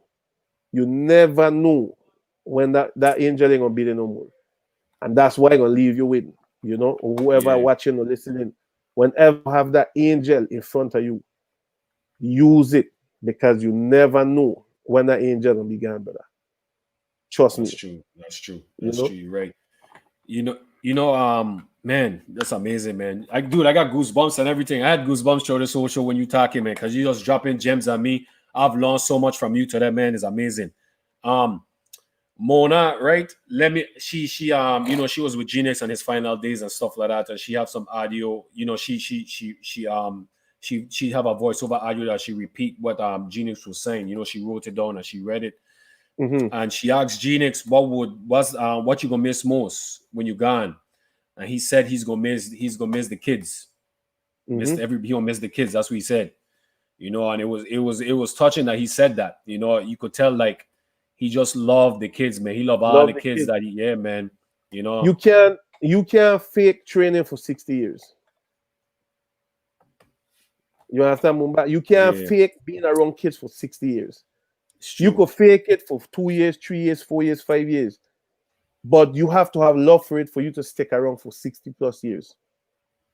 You understand what I'm saying? You really, genuinely, you have to have love for you to stick around 60 years It's and true. not getting paid for it. You understand? So, Yeah, all hail to G-Nex, man. And whoever G-Nex touch and kick some knowledge to, use it wisely, my son, because I telling you, yeah, it that's gonna true. take you far. You know, it gonna really take you far. It's gonna take you far for real. Mm-hmm. So, is there anything we didn't touch on, or is there anything you wanted to talk about that we didn't mention or ask you or anything?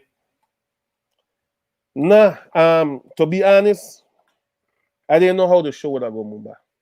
Yeah, You know, my wife preached to me, said, don't get too in depth. Don't say nothing you ain't want to say. You yeah, know, true. even right Yeah, before, even when I just come out the shower and you send the message for me to Garan, she start preaching again. You know, that's a good So one. That's a good one. Yeah, I ain't gonna lie to you, it was a great show. You know, and I hope the people that are watching at least I kick some knowledge to about the sport of baseball. You know, I wasn't the best player of the Virginians. I was one of the good players out of the Virginians, and yeah, that's to stay humble. And I always remember that, and respect. I always respect your opponents, and I always respect your teammates, your parents, um, because they're gonna take you far in life. You know, yeah, I never really been a rude kid to my parents. Never been a rude kid to my coaches. I always been a team player. Anybody that play with me could tell you, like, Rudolph, I was being a team player, being the little comedian now and then, but I was being a team player, you know. And I could tell you, everybody I play baseball with, me and them is still friends up to this day. And they'll tell you, like, that man was a good man, you know, yeah, because it's genuine. Anything you can't beat nothing that's genuine, Mumba. yeah. That's You true. understand what I'm saying? That's true. You're right. You're right You about you, that. you can beat, and like Zoro said, respect the game. Yes. You know, So hey right. Zoro, I just want to leave this. I never get to beat you in Claro Mark when we used to come on, but I'm gonna catch you when you're down crutches, but I have to beat you one of them games. We used to go Claro Marco for whether the light team and Joel. I always beat we. I won't catch you when in crutches, Mumba. I must beat you one of these. Uh, You care how it come. Hey, a lot of people experience what you experience with Zoro. A lot of people experience what you Yeah, experience with Zoro. yeah, but I meet Yeah, Joel at an older age and good dude, man. You yeah, know, facts. Yeah, good person. Good the person. island full of a lot of good, genuine people, man. And Yeah, sports they bring a lot of people together. You know, it's that true, man. It's that true. fried chicken and Johnny cake they really bring people together on a Mumbai. Yeah, you don't know. You don't know. You don't know, man. You know, and I You don't glad know. for you and your show and your podcast and thanks for having me. And it's love all the time, Mumba.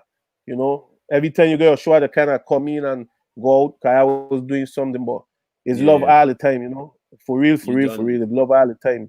And I glad to see what you're doing. You know, even if you get 1 viewer to 1,000 viewer, somebody gonna get touched. You know, Facts. and That's what it's all about. you know, and that You know? person, Dwayne Crosser, I really don't know who that be. And Yeah, Brannigan, Dwayne, they yeah. asked some good questions tonight. So respect to them and same with you, you know. And that's we have to try and do something for the island, Mumba. You know, That's what it's at all the end about, of the man. day, You know, we creating have to. dialogue, Rudolph. Creating dialogue. Yeah, Yeah, the show is just it's just we just trying to highlight everybody, man. Everybody tell their story. Like you share what you want to share. And it's like it's going this episode gonna be on YouTube, man, and your kids can always go back and watch it. Your grandkids, etc. Man, all your yeah. extended family, man, and it's it was I still gotta ask you your top 5 VI baseball players and your top 5 Major League Baseball players before you leave. We always have top, but Top 5. You ready for me or not? yeah, go Let me ahead. Yeah, you could knock it in. top. I'll go with Major League player first. Yeah, your You know top I was 5 an Atlanta favorite. Braves fan. Yeah, Favorite David yeah, your Justice, personal favorite. Yeah, Terry okay, David. Pendleton, Yeah. Chipper Jones, Okay, John Smoltz, and the last nice, Greg Maddox. That was my players right there. man. Legends, brother. I ain't even, Legends. I ain't even, I ain't even changing it. That's it right there. Yeah, Best favorite player ever. yeah. Real quick, Dwayne. You played against him because he 1 year he was in. He's even said 1 year he was in East and 1 year he was in Central. So I probably did. I probably did, but I'm more like if I see a picture he literally did, yeah, I'll more be like yeah, but I probably did. You know, to be honest with you. All right, you said top VI players. yeah. Your top 5 favorite VI players. Top 5 favorite VI players. I'm gonna be honest with you, Mumba. I'm gonna be all honest to you, honest Yeah, to you. And I used to kind of admire players at a younger age when I get older, you know. yeah. So I'll say one of my top favorite was George Bailey. The- I still think that man could have gone pros and do big things in the pros. I agree. I watched that man. We been in Mexico and I watched that man tear Mexico up. I mean, tear that Latin tournament apart. Where they had this man interview after the game done in a room, interviewing this man, Kenny Jackson, Juice. Yeah, Juice. I don't want to leave out nobody. Let me just think. Cause it's so much, but I go in by people that kind of like touch me. Midge Cummins and Dido Simmons. Okay, that's a nice fight, brother. You check, and Nice fight. that 5 ain't to pull nobody out of aspect. That 5 is just like what I would say, like touch me. You know what I mean? Like wow. Yeah, But I could name 50, 100 that's facts. top players. You know what I mean? So Yeah, nobody don't feel no way about why Cyrus me like touch because I could have put Terry Byron in that top 5 too. You know what I mean? Yeah, And time of like touch Kimani Newton. Ellington Maynard. Yeah. He get one from Wayne name from he live right there Lagrange. Wayne name he get that water thing right there Lagrange. Sonny. So yeah, Sonny. Yeah. One of the best hitters I ever seen in my life. Yeah, that's You true. know, so they have so much. They have so much. So I ain't trying to like X nobody out. You know what I mean? Yeah. But yeah, that's my favorite day. To be honest with you. Nice, man. Man, Rudolph, this was amazing, man. This was amazing. Like I said, man, I had goosebumps show the soul, man, and a lot of different topics, man. I learned so much from you, man, to be a better coach too, man. You drop a lot of gems. I appreciate you sharing your story, man. This was amazing, man. And this definitely will, it definitely gonna help a lot of kids. It'll inspire a lot of kids, man. You touch a lot on coaching that is so important, man. It's so important. A lot of knowledge you drop that is so important, man. So I hopefully, appreciate you having me on this show, man.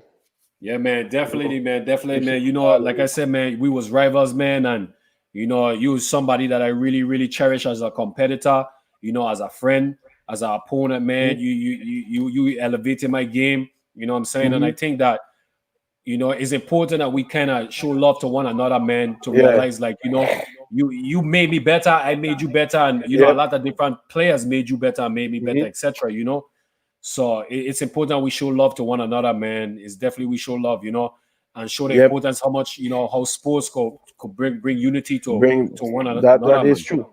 You know, That so that that that is true. I think baseball kind of keep me out of the loop in Williams the Light, you know. yeah, It really keep me out of the loop of probably getting myself in some things I ain't supposed to, you know, because you know you're on the baseball field every weekend, yeah, and that's your idle time. Idle time is weekend because I in school, that's you true. know. So Yeah, I would say baseball probably helped me in that aspect too. I couldn't tell the future, but looking back now, having to be on a baseball field every weekend, you know, kind of. yeah, And even not that, even if literally ain't gonna have softball, so I still have to go with my parents to the softball game, you know, that's true. and Yeah, watch my father play. So you never know, you know. If yeah, I humble and I grateful, you know, humble and I grateful, and I gonna just leave it as that, you know. yeah, man. Yeah, man. And Give thanks, man. yeah, Definitely give Mumba, just thanks. keep doing what you're doing, and you touching people even one by one, two by twos, but you're touching people, you know. Yeah, man. I appreciate it, And man. yeah, at least I know when the show become big and you have 1 million viewers, I could say what number it was 45, right? Yeah, 45. Let me ask you, what number? 45. Okay, and what president was this? 45, right? Going to 46. Thank you. Yeah, Look at yeah, it. yeah. You're right. You're right. That's true. That's true. All right, Zora. Zora, thanks. I appreciate it, Zora. I'll do that. Okay. Yeah. Who's a guest you would like to see on the Elite Podcast? Because one thing with the podcast too, we like to you know, have the viewers, you know, chime in and help us out Yeah. with guests, and a lot of viewers have done an amazing job. And much love, and I appreciate everybody that has helped us get in contact with a lot of the different guests. So I appreciate you guys. Who would I guess I would like to see? Yeah, you possibly would love to see on the Elite Podcast. Ellington Maynard. All right, Ellington Maynard. Everybody who know Ellington Maynard, you know, please, you know, contact Ellington Maynard. Just let him know what the Elite Podcast is all about. Hopefully, we could have him on. You know, so somebody reach out to him. I appreciate you guys. If you guys could do that for me, much love to you guys. I appreciate that. All right, so we definitely work on that, Rudolph. Yep. You know, anything you want to, any shout outs to your family, any your mother, your father, your brothers, your sisters, wife, your kids, your nephews, nieces, anybody you want to give shout outs to? That's a big family, man. Shout out to my mom. Shout out to my mom because even up to this day, she's still a number. No, she's still one of the top supporters. Cause she even called me. I mean, see the live I say ain't coming on till such and such time, you know. So, you know, my wife, you know, my kids, you know, that's everybody, man. You know, what going through it. You know, it been a rough year. So Yeah, hopefully 2021.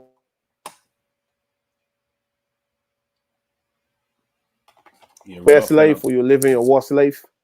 Nobody is better than nobody, the man. You know, once you stay That's humble, you true. know, even if Mumbai you live in a 20-bedroom house and I live in a 1-bedroom house, all we have our problems. You know what I mean? So That's facts. just don't think you're better than nobody, the man, because money can fix stuff. Money only make you live comfortable, but it don't make you happy, you know? That's true. So even That's if so you don't true. get no money or you have money, you have to stay humble because at any given day, when it's your turn to go, you can't stop it. So that's why I'm gonna leave you with me, son. Just be Yeah. humble. Powerful, powerful. Well said. Mm. Much love to your mother, by the way. Much love to your mother, man. That's somebody you are biggest dust, one of the biggest dusters fan. You know, oh Number my one God. fan, my son. I always see her right there up front. So much love to your mother, man. Much love coming from me, Yeah. man. Definitely, man. You know, appreciate everybody tuning in. Everybody tuning in. I appreciate you guys, man. You know, supporting Rudolph Simmonds, supporting the Elite Podcast. You know, I appreciate you guys in the discussions, you know, asking questions and everything. Oh, Rudolph, one last question. I apologize. Jason asked this a while and I was supposed to ask and I keep forgetting. If there is an over 40 VI national team, would you play on the over 40? That's the question he asks. Where? for a VI team over 40, would you dust off the cleats and put them back on, or you retire for good? Like a travel team, like go somewhere and play, or I would guess, like, go somewhere and play, or in a represent league. He said a VI national team, so maybe play like in a tournament or something like that. I'll do it. I gotta play third, and I could probably close a game maybe one batter. You know what I mean? yeah. Get your son in to get you back in shape. I'll only do it. I'll only do it if Mumba do it. So Rudolph, I broke down, brother. That ain't nothing. You gotta be there though. Hey, I'll do anything to get you back in the field, so I'll be in. Trust me.